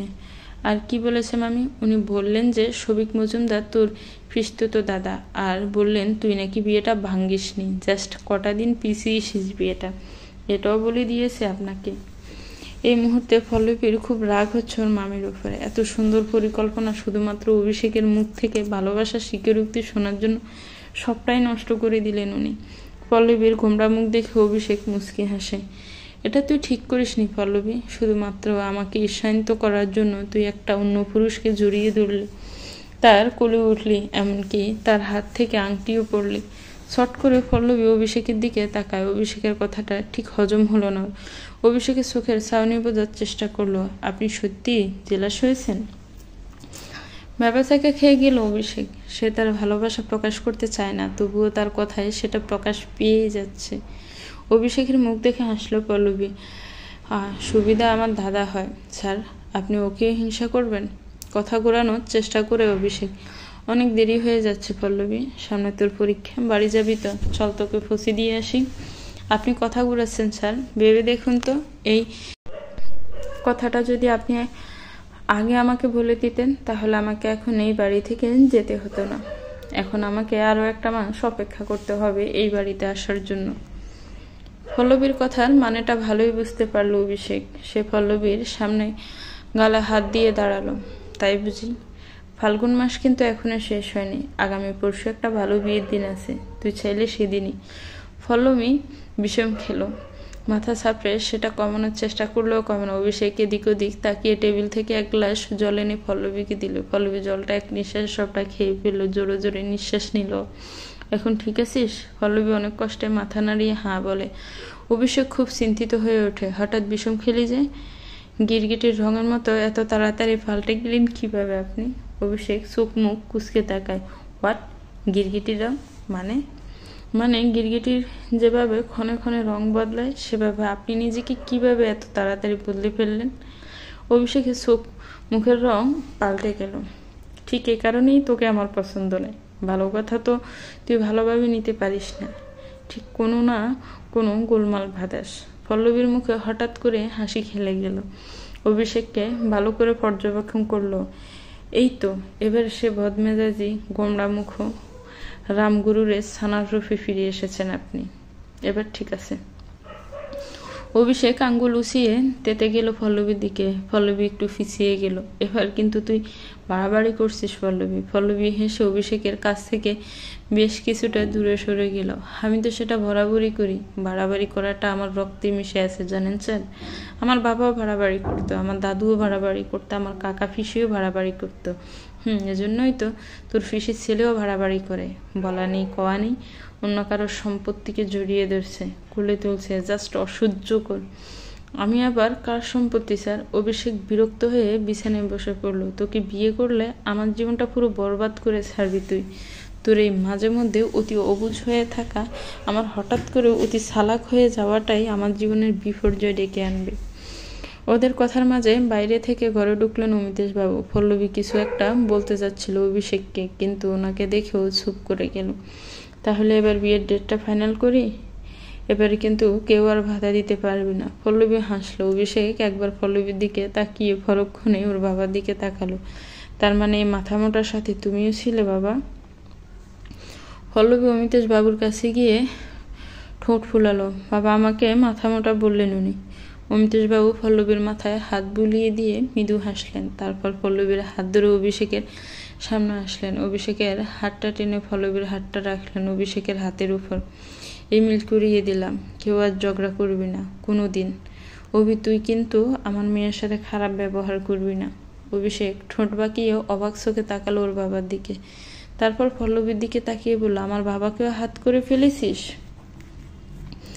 ছেলেকে ফেলে এখন খুব মেয়ে করছে দেখছি। তাহলে বাবা মেয়ের তো বিয়ের বয়স হয়ে গেল, এবার বিয়েটা দিয়ে দাও। সে ব্যবস্থাই করছি আমি। যত তাড়াতাড়ি সম্ভব সারহা ত্যাগ করে দেব। তোদের দুজনের উপরেই আমার বিশ্বাস নেই কখন আবার মত পাল্টে যায়। তাই মত পাল্টানোর আগেই তোদের দুটিকে আইনিভাবে বেঁধে দেব আমি। আর পালাতে পারবি না কেউ কাউকে ছেড়ে। অভিষেক পল্লবীর দিকে তাকালো। পল্লবীর লজ্জায় মাথা নিচু করে হাসছে। পল্লবীকে রাগানোর লোভটা সামলাতে পারল না অভিষেক। বরাবরই এটা করে এসেছ। আমি এই ফাঁকা এসুরকে বিয়ে করতে পারবো না বাবা। কথায় কথায় এসুরগিরি করেও শুধু। পল্লবী রাগী চোখে মাথা তুলে তাকালো অভিষেকের দিকে। আমি এসুর? শুধু এসুর না, একেবারে পাকা এসুর। স্যার আপনি হয়তো জানেন না, কাঁচা অবস্থায় ওটা এসুর, আর এসুর ফাঁকলে হয় কাঁঠাল। তাই না জেনে ভুলভাল বকবেন না। তুই কি আমাকে ইনডিরেক্টলি তোকে কাঁঠাল বলে ডাকতে বললি? ইনডিরেক্টলি নয়, আমি ডাইরেক্টলি। এই না না, আমি কাঁঠাল বলতে বলিনি। অতিরিক্ত ভুলভাল বকে ফেলেছে পল্লবী, সেটা ভেবে চুপ করে যাইও। অমিতেশ বাবু ওদের দুজনের খুনসুটি দেখে হাসলেন। ঠিক আছে, অনেক ঝগড়া হয়েছে। পল্লবী আমি কাল তোদের বাড়ি যাবো আর তোর মামার সঙ্গে কথা বলতে। বিয়েটা বৈশাখ মাসের জন্য তোলা থাক, কিন্তু রেজিস্ট্রিটা কয়েকদিনের মধ্যে সেরে ফেলতে চাইছি আমি। তোরা কি বলিস? পল্লবী মাথা কিছু বলল। আপনার বড়রা যা সিদ্ধান্ত নেবেন তাই হবে। আর অভি তোর কি মত? রেজিস্ট্রি পেপারের সঙ্গে আরেকটা পেপার এড করে দেবে, যাতে লেখা থাকবে আমার বউ যেন বিয়ের পর প্রয়োজনের বেশি বকবক না করে। অমিতেশ বাবুর খুব হাসি পেল ছেলের কথা শুনে। পল্লবীর দিকে তাকাতে উনি দেখেন পল্লবী আগুন চোখে তাকিয়েছে অভিষেকের দিকে। পরিস্থিতি বুঝে ওঠার ঘোরায় উনি অভিপলিকে ছেড়ে দিয়ে আরেকটু পরে সন্ধ্যা হয়ে যাবে। কলেজ ঢুকতে অভিষেককে দেখে থমকে গেল পল্লবী। এতদিন অভিষেকের চোখে চোখ রেখে ঝগড়া করে এসেছে, কিন্তু আজ ওর অন্যরকম একটা অনুভূতি হচ্ছে। অভিষেকের চোখে ছাউনিতে যেন ডুবে যাচ্ছ। একরাশ লজ্জা ঘিরে রেখে ওকে অভিষেককে পাশ কাটিয়ে যেতে গেল। অভিষেক বাদ সাধলো, এই মেয়ে শোনো। থমকে গেল পল্লবীর পথ জগল। অভিষেকের দিকে আর ফিরে তাকালো না। অভিষেকের পিছনে মুখ ঘুরিয়ে দাঁড়িয়ে রইল। অভিষেক চারপাশটা দেখে পল্লবীর একটু নিকটে গেল। তোদের ফাঁকা এসেরুর গ্রুপকে জানিয়ে দিবি সবিকের সাথে তুই সম্পর্কে নেই। এই মিথ্যে রচনাটা যেন পুরো কলেজ ছড়িয়ে না পড়ে। পল্লবী বাধ্য মেয়ের মতো মাথা নাড়ে, কিন্তু হঠাৎই একটা চিন্তা উদয় হয় ওর মাথায়। তাহলে ওরা যদি জিজ্ঞাসা করে মিথ্যে কেন বলেছি, তখন কি বলবো? সমস্যাটা তুই ক্রিয়েট করেছিস, তাই তুই এই সমস্যাটার সমাধান করবি, তবে আমার নাম উগ্র করে। ঠিক আছে, আমাদের বিষয়টা যেন আপাতত গোপনই থাকে। সময় হলে সামনে কঙ্কাবতী ম্যামকে আসতে দেখে আংশিক ভয় ফেলে পল্লবী অভিষেককে সতর্ক করার জন্য বলল, স্যার, কটকটি ম্যাম আসছেন বলে জিভ কেটে অভিষেকের দিকে তাকালো পল্লবী। অভিষেক জিজ্ঞাসু দৃষ্টিতে তাকিয়ে আছে ওর দিকে। হোয়াট কটকুটি? মানে কঙ্কাবতী ম্যামকে তোরা? কঙ্কাবতী ম্যামকে ওদের দিকে এগিয়ে আসতে দেখে পল্লবী ওই স্থান ত্যাগ করে এক ছুটে নিজের ক্লাসে গিয়ে ঢুকে পড়ে। অভিষেক হতম্বরের ন্যায় দাঁড়িয়ে থাকে। এখানে কি করছো অভিষেক? সেকেন্ড সেমের ক্লাস আছে, ওদিকেই যাচ্ছিলাম। কিন্তু এদিকে তো ফোর্থ সেমের ক্লাস। খেয়াল ছিল না, ভুল করে এদিকে চলে এসেছিলাম। Thank you. অভিষেক দ্রুততার সঙ্গে কঙ্কাবতী ম্যামের থেকে পালিয়ে গেল। কঙ্কাবতী ম্যাম একটু অবাক হলেও সেটাকে পাত্তা না দিয়ে পল্লবীদের ক্লাসের উদ্দেশ্যে চলে গেল। কলেজ থেকে সবেমাত্র বাড়ি আসলো পল্লবী। 20 দিন পর থেকে পরীক্ষা, আর 1 সপ্তাহ কলেজ যাবে, তারপর বাড়িতে পড়াশোনা করবে। নিজের রুমে ঢুকে ব্যাগটা কাঁধ থেকেই বিছানায় ফেললো পল্লবী। সন্ধ্যা হয়ে গেছে, রুম অন্ধকার, কোনো লাইট জ্বালানো নেই দেখে বিরক্ত হলো পল্লবী। সন্ধ্যাবেলা আবার ঘুমানো শুরু করেছিস তুই পিয়া? দাঁড়া, মামিকে এক্ষুনি বলছি আমি। রুমটাকে অন্ধকার করে রেখে কি ভূতের বাড়ি বানাতে চাইছিস? পিয়ালি কোনো সারা শব্দ করলো না। বিছানার পাশে ইলেকট্রিক বোর্ড। পল্লবী অন্ধকারে পা টিপে টিপে বিছানার কাছে গেল লাইট জ্বালানোর উদ্দেশ্যে, কিন্তু কিছু একটা ফায়ে লেগে সোজা গিয়ে পড়লো বিছানায়। আমার কোমর গেল এমনভাবে কেউ ফা বাড়িয়ে রাখে? পল্লবী বুঝতে পারলো না ও বিছানায় নয়, কারোর কোলে গিয়ে পড়েছে। হাতটা অটোমেটিক চলে যায় সেই মানুষটার মাথার দিকে। এই ফিয়া, তুই চুল কেটেছিস? এই 1 মিনিট তোর গোপ বলে জিভ কাটলো পল্লবী। এটা যে পিয়ালি নয় ও খুব ভালোভাবেই বুঝতে পেরেছে। সঙ্গে সঙ্গে উঠে যেতে চাইলে কিছুর সাথে চুলটা আটকে আবার কোলে পড়ে যায়। কে? হঠাৎই আলো জ্বলে ওঠে। পল্লবী চমকে ওঠে সামনের মানুষটিকে দেখে। এ আর কায়েম নয়, স্বয়ং অভিষেক। আপনি? অভিষেকের পায়ে বেঁধে ওর কোলে পড়ে গিয়েছিল পল্লবী। তৎক্ষণাৎ কোল থেকে উঠতে গেলে আবার ওর চুল টান পড়ে। অভিষেক স্থির দৃষ্টিতে দেখে তার জামার বোতামে পল্লবীর চুল আটকেছে, তাই পল্লবী চুলটা সরিয়ে দিল। পল্লবী তাড়াহুড়ো করে উঠে সোজা হয়ে দাঁড়ালো। আপনি আমার রুমে কি করছেন স্যার? তাও আবার অন্ধকারে? চুরি করতে এসেছিলাম। আরে গাদা, বাবা বিয়ের জন্য কথা বলতে এসেছেন তোর মামার সাথে, কিন্তু আপনাদের তো কাল আসার কথা ছিল। তাহলে চলে যাবো এখন? আমি কি তাই বলেছি নাকি? অভিষেক বিছানা থেকে উঠে দাঁড়িয়ে পল্লবীর মুখোমুখি দাঁড়ালো। এতক্ষণ কোথায় ছিলি? কল একদম মিথ্যে কথা বলবি না। আমি দেখেছি তুই ডিপার্টমেন্ট থেকে দুপুর 2-2:30 নাগাদ বেরিয়েছিস, আর এখন বাজে 6:45। কলেজ থেকে বাড়ি আসতে নিশ্চয়ই 4 ঘন্টা সময় লাগে না? পল্লবী একটা ঢোক গিলে নিজের শুকনো গলাটা ভিজিয়ে নিল। এখন ও যদি আসল সত্যতা বলে তাহলে এখানেই টিচারগিরি শুরু করে দেবে অভিষেক। তাই ও মিথ্যের আশ্রয় নেয়। সামনে পরীক্ষা, আমার কাছে একটা বই নেই, তাই লাইব্রেরিতে বসে পড়ছিলাম। ভীষণ অবাক হলো অভিষেক। পল্লবীর কথাটা ওর ঠিক বিশ্বাস হলো না। তখনই চোখ গেল পল্লবীর কানের পাশে। হাত বাড়িয়ে পল্লবীর কানের দিকে গেলে পল্লবীর একটু অস্বস্তি হলো।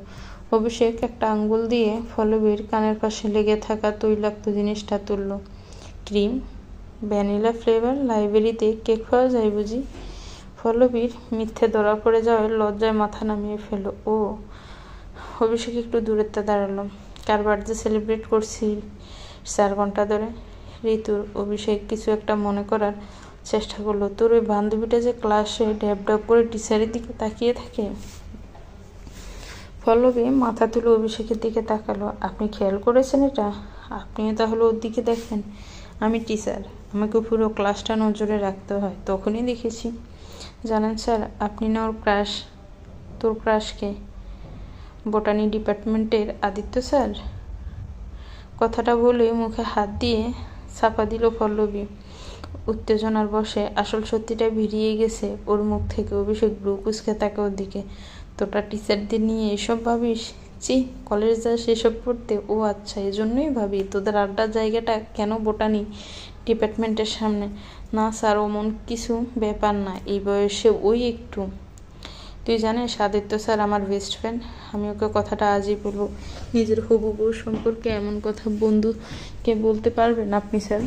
তাহলে যেন আমার হবু বউ নিজের লিমিটটা মাথায় রাখে। তার দৌড় যেন আমাতেই এসে থেমে যায়। অন্য পুরুষে মন জ্বলে কিন্তু তখনই ডিভোর্স দিয়ে দেব। এখনও তো বিয়েই হলো না, ডিভোর্সের কথাও ভেবে ফেললেন? আপনাকে বলেছিলাম মনে আছে যে একবার হাত ধরলো কোনোদিনও ছাড়তে দেব না। আমার বাবাকে যেভাবে হাত করেছিস তুই, আমার মাথায় যদি তোকে ডিভোর্স দেওয়ার চিন্তাও আসে তাহলে সেই মুহূর্তে হয়তো আমাকে ত্যায্য পুত্র করে দেবেন।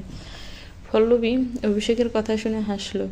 এই একরোখা বদমেজাজি লোকটা যেন দুদিন একটু বেশি নরম স্বরে কথা বলছে। আপনি আপনার বাবাকে খুব ভালোবাসেন তাই না? অভিষেক পল্লবীর কানের কাছে মুখটা নিয়ে গেল। অনামিকা আর চোখে তাকালো অভিষেকের দিকে। আমার বাবাকে যারা ভালোবাসে আমি কিন্তু তাদেরও ভালোবাসি। কয়েকটা সেকেন্ড কাটলো। পল্লবী বিষয়টা বুঝতে পারলো না, কিন্তু যখন বুঝলো কথার মানেটা তখন একরাশ লজ্জা ঘিরে ধরলো ওকে। দিদি জিজু তোদেরকে আর এই না না আমি কিছু দেখিনি। অভিষেক পল্লবীকে অতি নিকটে দেখে লজ্জায় মুখ ঘুরিয়ে নিল পিয়ালি। অভিষেক আর পল্লবী অপ্রস্তুত দুজন অন্য প্রান্তে মুখ ঘুরিয়ে দাঁড়ালো। অত ন্যাকামি করতে হবে না, তুই একটু বেশি বুঝিস সবেতে। যাই হোক, কি বলতে এসেছিলি বল। পিয়ালি চোখ থেকে হাত সরিয়ে পল্লবীর কাছে এসে দাঁড়ালো। কেন রে দিদি, আমি চলে আসতে বুঝি একটু অসুবিধা হয়ে গেল? পল্লবী চট করে অভিষেকের দিকে তাকায়। অভিষেক গম্ভীরভাবে দাঁড়িয়ে আছে। পল্লবী পিয়ালির মাথায় বেশি ফাঁকনামি না করে কি বলতে এসেছিস বল। আঙ্কেল ডাকছেন, জিজু তোমার বাবা ডাকছেন তোমাদেরকে। অভিষেক পিয়ালির সাথে সাথে বেরিয়ে গেল। পল্লবীও কয়েক মিনিট বাদে বেরিয়ে গেল। ওই তো ফলি, অভি দুজনেই চলে এসেছে। তন্ময়বাবু অভিষেকের কাছে এলেন। অনেকক্ষণ কারেন্ট ছিল না, খুব অসুবিধা হয়েছে না তোমার বাবা? তন্ময়বাবুকে কিন্তু বোধ করতে দেখে অভিষেক হেসে নিশ্চিত করলো ওনাকে। না মামা, অভ্যাস আছে আমার। এবার অমিতেশবাবু উঠলেন। 3 দিন পর একটা ভালো দিন আছে। ওই দিনই ব্যবসায়ী রেজিস্ট্রি মেরে যার আংটি বদলটা সেরে ফেলবো। তোদের মতামত কি? পল্লবী আর অভিষেক দুজন দুজনের দিকে তাকালো। তারপর অভিষেক বলল, 20 দিন পর ওর পরীক্ষায়, এগুলো কয়েকটা দিন পরে করলে হয় না? বাদ সাধলেন অমিতেশবাবু। না হয় না, আর মাত্র একটা দিনের ব্যাপার। এইটুকু সময়ের পড়াটা ফলিমা পড়ে বেশি সময় নিয়ে পড়ে ফেলবে। তাহলে 3 দিন পরে ফাইনাল করছি আমি। সিদ্ধান্ত যখন নিয়ে ফেলেছ আর কি বলবো আমি। ওই দিনে হোক অনুষ্ঠান, তবে সীমিত আয়োজনের মধ্যে সবটা করার চেষ্টা করবে। পুরো অনুষ্ঠানটা আয়োজন করা হয়েছে অভিষেকের বাড়িতে। অভিষেকের দিদি কদিন আগেই গেছে, তাই আসতে পারেনি, কিন্তু ওর দাদা বৌদিরা আসবে। পল্লবীরা রেডি হয়ে বেরিয়ে পড়েছে অভিষেকের বাড়ির উদ্দেশ্যে। খুব বড় করে অনুষ্ঠানটা না হলে এই মুহূর্তে বাড়ির একমাত্র ছেলে হয় নিজের আশীর্বাদের কাজ অভিষেককে করতে হচ্ছে। আসুন আসুন বেয়াই মশাই, এত দেরি হলে হবে? বাবার গলা শুনে কাজ করতে করতে অভিষেক তাকালো দরজার দিকে। পল্লবীকে দেখে থমকে গেল অভিষেক। বেগুনি রঙের লেহেঙ্গাতে মোহনীয় লাগছে পল্লবীকে। একবার নিজের দিকে তাকালো। বেগুনি রঙের পাঞ্জাবি পরে তাকেও খুব একটা খারাপ লাগছে না, বরং মিলিয়ে দুজনে পছন্দ করে ড্রেসগুলি কিনেছিল 2 দিন আগে। পল্লবী আর অভিষেককে একে অপরের দিকে অপলক দৃষ্টিতে তাকিয়ে থাকতে দেখে পিয়ালি কেসে ওঠে। পল্লবীর ঘোর কাটে। পিয়ালি ওর কানে কানে বলে, দেখার অনেক সময় পাবি, এখন শ্বশুর বাড়িতে অন্তত ঢোক। পল্লবী পিয়ালির কথা শুনে বাড়ির মধ্যে প্রবেশ করলো। বেশ ভালোভাবে সাজানো হয়েছে বাড়িটাকে, পুরো বিয়ে বাড়ি মনে হচ্ছে। হঠাৎ পল্লবীর সামনে এসে দাঁড়ালো একজন মহিলা। তুমি পল্লবী, রাইট? পল্লবী বিস্মিত চোখে তাকালো ওই মহিলার দিকে। এনাকে আগে কখনো দেখেছে বলে ঠিক মনে করতে পারলো না পল্লবী। ওই মহিলা ঠিকই বুঝলো পল্লবীর অভিব্যক্তি। আমি নিফা গাঙ্গুলি, তোমার বড় যা। পল্লবী জিভ কাটলো। ও সরি, আমি আসলে চিনতে পারিনি, প্রথম দেখেছি তো। সরি, কিছু মনে করবেন না। এই পাগলি মেয়ে, আমি আগে করছো কেন? আমি তো তোমার বড় দিদির মতো। দিদিকে কেউ আপনি আগে করে? ঠিক আছে, আর আপনি আগে করব না। কখন এলে তোমরা? দাদাভাইও এসেছেন? হ্যাঁ, তোমার দাদাভাই তো নিয়ে এলো আমাদের। চলো ভিতরে চলো। পল্লবী নিফার সঙ্গে গেল। হঠাৎ নিফা ছেলে এসে ওর সামনে দাঁড়ালো। মামা মামা, আই এম হাংরি। নিফা পল্লবীর দিকে তাকালো। পল্লবী সৌজন্যতার খাতিরে বলল, তুমি ওকে খেতে দাও, আমি এখানে আছি। নিপা ওর ছেলেকে নিয়ে চলে গেল। পল্লবী এদিক ওদিক ঘুরে ঘুরে দেখছিল। হঠাৎই ওর মনে হলো ওর পিছন পিছন কেউ হাঁটছে। ঘাড় ঘুরিয়ে অভিষেককে দেখে চমকে গেল। আপনি এভাবে আমার পিছন পিছন হাঁটছেন কেন?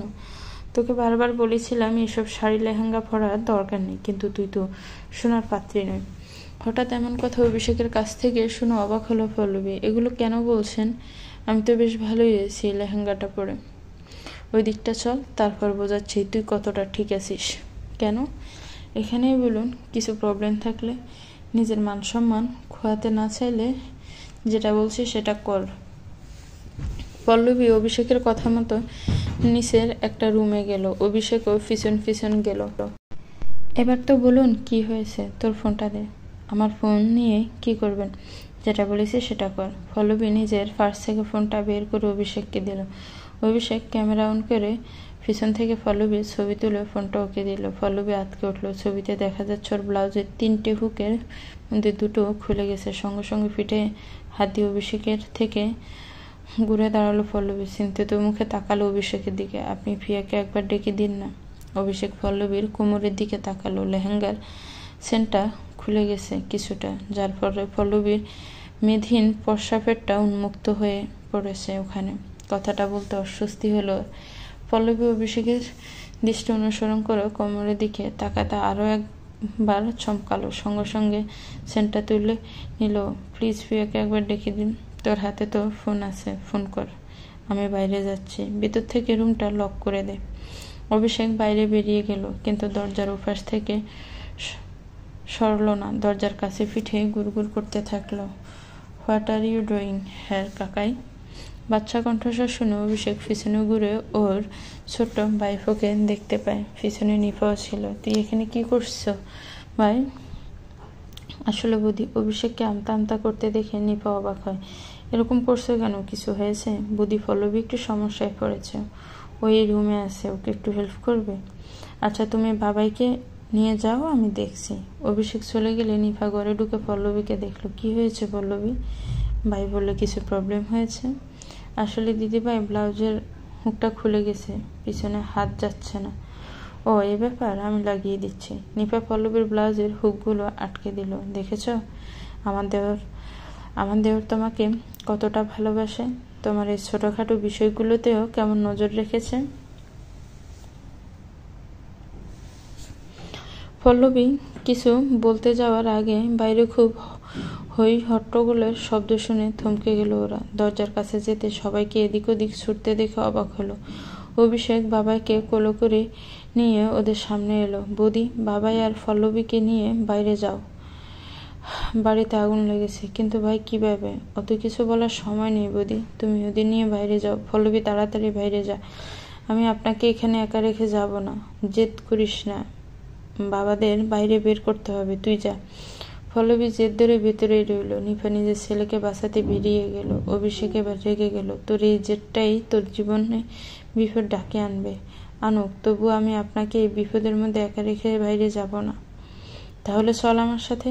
অভিষেক ছুটল কোনো একদিকে। পল্লবী পিছন পিছন গেল। দোয়ার জন্য কিছু স্পষ্টভাবে দেখা যাচ্ছে না। ওরা দুজন একে একে সবাইকে বাইরে বের করলো। ভাই ভিতরে মনে হয় পল্লবী আছে। অনিরুদ্ধর কাছ থেকে এই বার্তা পেয়ে ছুটল অভিষেক। সবাইকে উদ্ধার করতে করতে কখন যে দুজনের আলাদা হয়ে গেছে টের পায়নি কেউ। পল্লবী কোথায় তুই? পল্লবী, স্যার প্রিয়াকে বাঁচান, ওকে বাইরে বের করুন। বাড়িতে এক একটা অংশ ভেঙে পড়ছে, যার কারণে সামনে এগোনোটা খুব কঠিন হয়ে যাচ্ছে অভিষেকের কাছে। তবুও ফিয়ালিকে কয়েক মিনিট পর খুঁজে ফেল অভিষেক। ওখান থেকে জোর করে চিৎকার করলো, দাদাভাই ফিয়ালিকে নিয়ে যা। অভিষেক ফিয়ালিকে অনিরুদ্ধের কাছে পৌঁছে দিয়ে আবার ঘুরে পল্লবীর কাছে ফিরে আসে। চারিদিকে আগুন ছড়িয়ে পড়েছে। ওপর থেকে দেয়াল খসে পড়ছে। অভিষেক পল্লবীর হাতটা ধরে, ওঠ পল্লবী, আমাদের বাইরে বেরোতে হবে। পল্লবীর শরীরে আর কোনো শক্তি নেই। শরীরে অনেক জায়গায় ক্ষত সৃষ্টি হয়েছে। স্যার আপনি চলে যান এখান থেকে, আমার কথা ভাববেন না। আমি হয়তো আর বাঁচব না। কানের গোড়ায় মারব টেনে একশর। তোকে বাঁচতে হবে পল্লবী, আমার জন্য তোকে বাঁচতে হবে। অভিষেক আর এক মুহূর্ত দেরি করল না। পল্লবীকে কোলে তুলে নিয়ে আগুনের উপর দিয়ে বাঁচার উপায় খুঁজতে লাগলো। পল্লবী নিস্তেজ হয়ে পড়ে রইল অভিষেকের কোলে। চোখ খোল পল্লবী, এভাবে আমাকে একা করে দিয়ে যাস না, তোকে যে বাঁচতেই হবে। হঠাৎই বড় একটা দেয়ালের ছাই খসে পড়ল ওদের সামনে। পল্লবী ছিটকে পড়ল অভিষেকের কোল থেকে। আহত হলো অভিষেক। এক হাত দূরে পড়ে থাকা পল্লবীর দিকে তাকালো। আমাদের পথ চলা হয়তো এত দূরই লেখা ছিল পল্লবী। সংসার করার স্বপ্ন আমার আর পূরণ হলো না। পল্লবী ফিটফিট করে চোখ মেলে তাকালো। নিজের হাতটা বাড়িয়ে বুকে ভর দিয়ে অভিষেকের দিকে খানিকটা এগিয়ে এলো। অভিষেকও নিজের হাতটা বাড়িয়ে ধরল পল্লবীর হাত।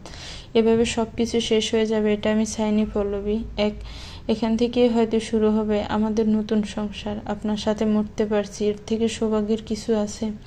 যে কথাটা তো কোনো দিনও তোকে বলিনি, এই শেষ মুহূর্তে এসে তোকে আমি বলতে চাই। আমি তোকে ভালোবাসি, বড্ড ভালোবাসি। তুই আমার প্রথম ভালোবাসা না হলেও শেষ ভালোবাসা তুই আমার। মৃত্যুর আগ মুহূর্তে অভিষেকের স্বীকারোক্তি যেন পল্লবীকে সব যন্ত্রণা থেকে মুক্ত করলো। একসময় যে মানুষটাকে সহ্য করতে পারতাম না, তাকে যে এভাবে ভালোবেসে ফেলবো আমিও ভাবিনি স্যার। একবার নাম ধরে ডাকো। তীব্র ব্যথায় ছটফট করতে করতে পল্লবী বলল, আমি তো তোমায় ভালোবাসি অভিষেক। পরম তৃপ্তিতে চোখ বুঝলো অভিষেক। পল্লবীও চোখ বুঝে এলো। দুটো দেহের মৃত্যু ঘটল। দুজন ভালোবাসার মানুষ নিশ্চিত হয়ে গেল পৃথিবীর বুক থেকে গেল এতগুলো বছরের খুনসুটিয়া স্মৃতি। আজ 30 বছর হয়ে গেল সেই বিভীষিকাময় দিনটির। পল্লবী আর অভিষেকের 30তম মৃত্যুবার্ষিকী আজ। সময়ের ব্যবধানে কেউ আজ বেঁচে নেই। 25 বছর আগে অমিতেশবাবু চোখ বুঝেছেন, পল্লবীর মামা মামিও আজ আর বেঁচে নেই। 43 বছরের ফিয়েলিরা আজ এক কন্যা সন্তান। 19 বছরের সেই মেয়েটির নাম পল্লবী। দিদির স্মৃতিতে নিজের মেয়ের নাম রেখেছ। আজ কলেজ থেকে একটু তাড়াতাড়ি বাড়ি ফিরিস মা। তোর মণিমার মেসমশাইয়ের মৃত্যুবার্ষিকী উপলক্ষে আজ মন্দিরে কিছু গরিব দুঃখীদের খাওয়ানো হবে। জানো মামা, কলেজে একজন নতুন স্যার এসেছে। সবসময় আমার সাথে ঝগড়া করে। জানি না তারা আসতে দেবেন কিনা। মা মেয়ের কথার মাঝে কলিং বেল বেজে ওঠে। পল্লবী গিয়ে দরজাটা খুলে ওর বাবা শান্তনুকে দেখে খুশিতে জড়িয়ে ধরে। পাপা, তুমি আজ আসবে, আগে বলনি কেন? তোর জন্য একটা সারপ্রাইজ আছে পলি। সারপ্রাইজ কি পাপা? শান্তনু সরে যেতে সামনের মানুষটাকে দেখে চমকে উঠল পল্লবী। স্যার, আপনি কলেজে আমাকে বকাবকি করে ফোসাচ্ছে না, তাই জন্য কি বাড়ি অবধি চলে এলেন? ফিয়েলি দরজার কাছে এসে সামনের অচেনা মানুষটাকে দেখে চোখের ইশারায় শান্তনুর কাছে ওর পরিচয় জানতে চাইল। শান্তনু হেসে উত্তর দিল, অনুরুদ্ধদাকে মনে আছে তোমার? ও অনুরুদ্ধদার ছোট ছেলে অভিষেক গাঙ্গুলি। এখান থেকে হয়তো শুরু হবে আরও এক অভিষেক আর পল্লবীর কাহিনী। সমাপ্ত। তো ভিউয়ার্স, গল্পটা কেমন লেগেছে প্লিজ একটা কমেন্টস করে জানাবেন। গল্পটা ভালো লাগলে গল্পটাকে একটা লাইক করবেন, গল্পটাকে শেয়ার করবেন, আর আমার চ্যানেলটাকে প্লিজ সাবস্ক্রাইব করবেন। ভালো থাকবেন, সুস্থ থাকবেন, আমার চ্যানেলের সাথেই থাকবেন। আল্লাহ হাফিজ। আসসালামু আলাইকুম।